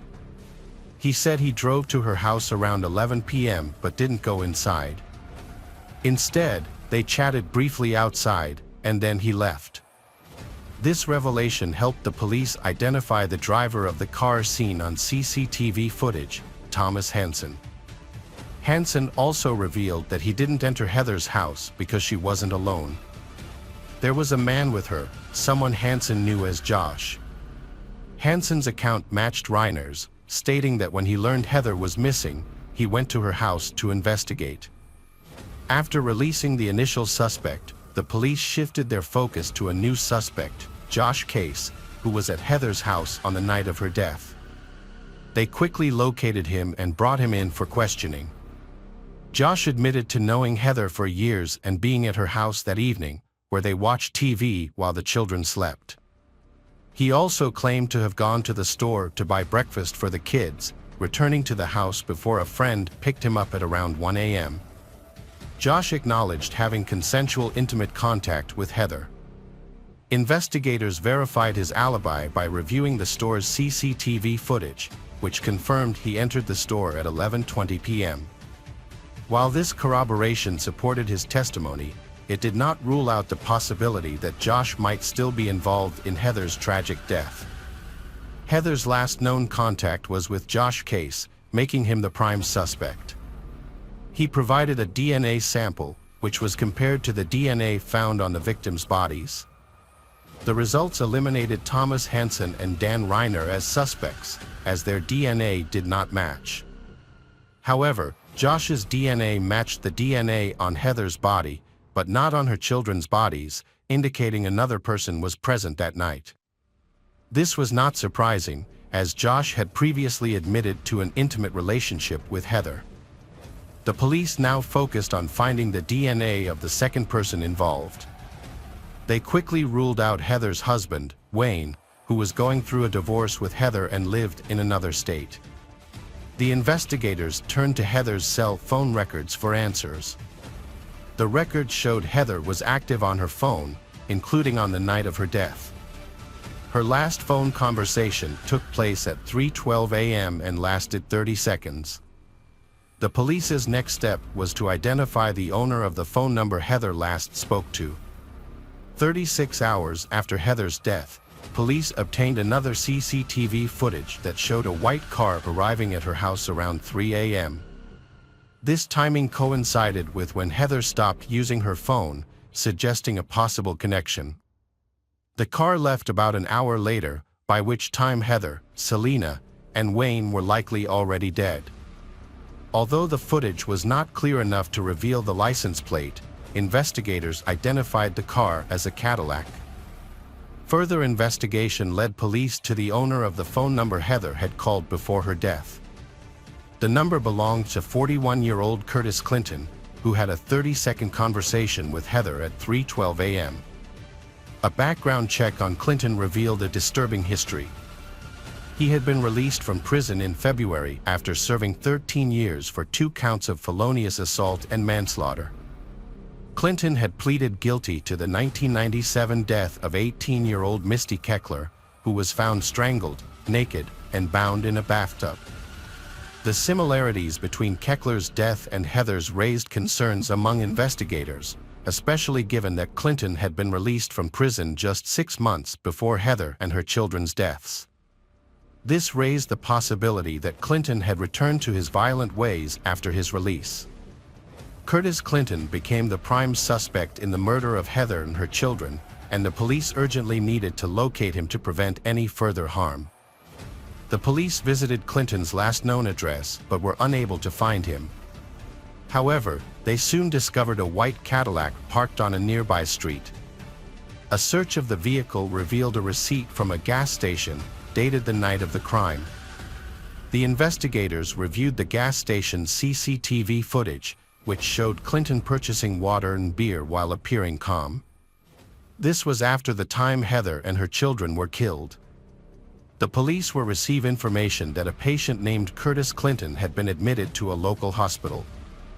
They immediately went to the hospital, found Clinton, and arrested him, taking him into custody at the police station. Clinton denied any involvement in the deaths of Heather Jackson and her children. He admitted to having dated Heather for 5 months and having an intimate relationship with her. According to Clinton, Heather had many personal problems and had asked him for financial and emotional support. He claimed that he didn't know her children well. Clinton initially stated that he last saw Heather on Thursday, September 6th, when he gave her $328 and they had intimate contact. However, when the investigator showed him phone records indicating that he had spoken with Heather at 3:12 a.m. on September 8th, Clinton corrected himself, saying that it was actually Friday night or early Saturday morning when he last saw her. Clinton claimed that he didn't stay long at Heather's house, dropping off the money and then leaving after their intimate encounter. He couldn't recall what time he arrived home. Clinton suggested that someone else must have gone to Heather's house after he left, as Heather had mentioned receiving an irritating call or text while he was with her. When confronted with the fact that he was the last person to have contact with Heather, Clinton expressed doubt. Curtis Clinton was arrested and jailed after his DNA was found on the victims. In a recorded call to his mother, Clinton expressed regret and confusion, saying he wished he'd sought help. He also hinted at a violent temper, suggesting it could happen again.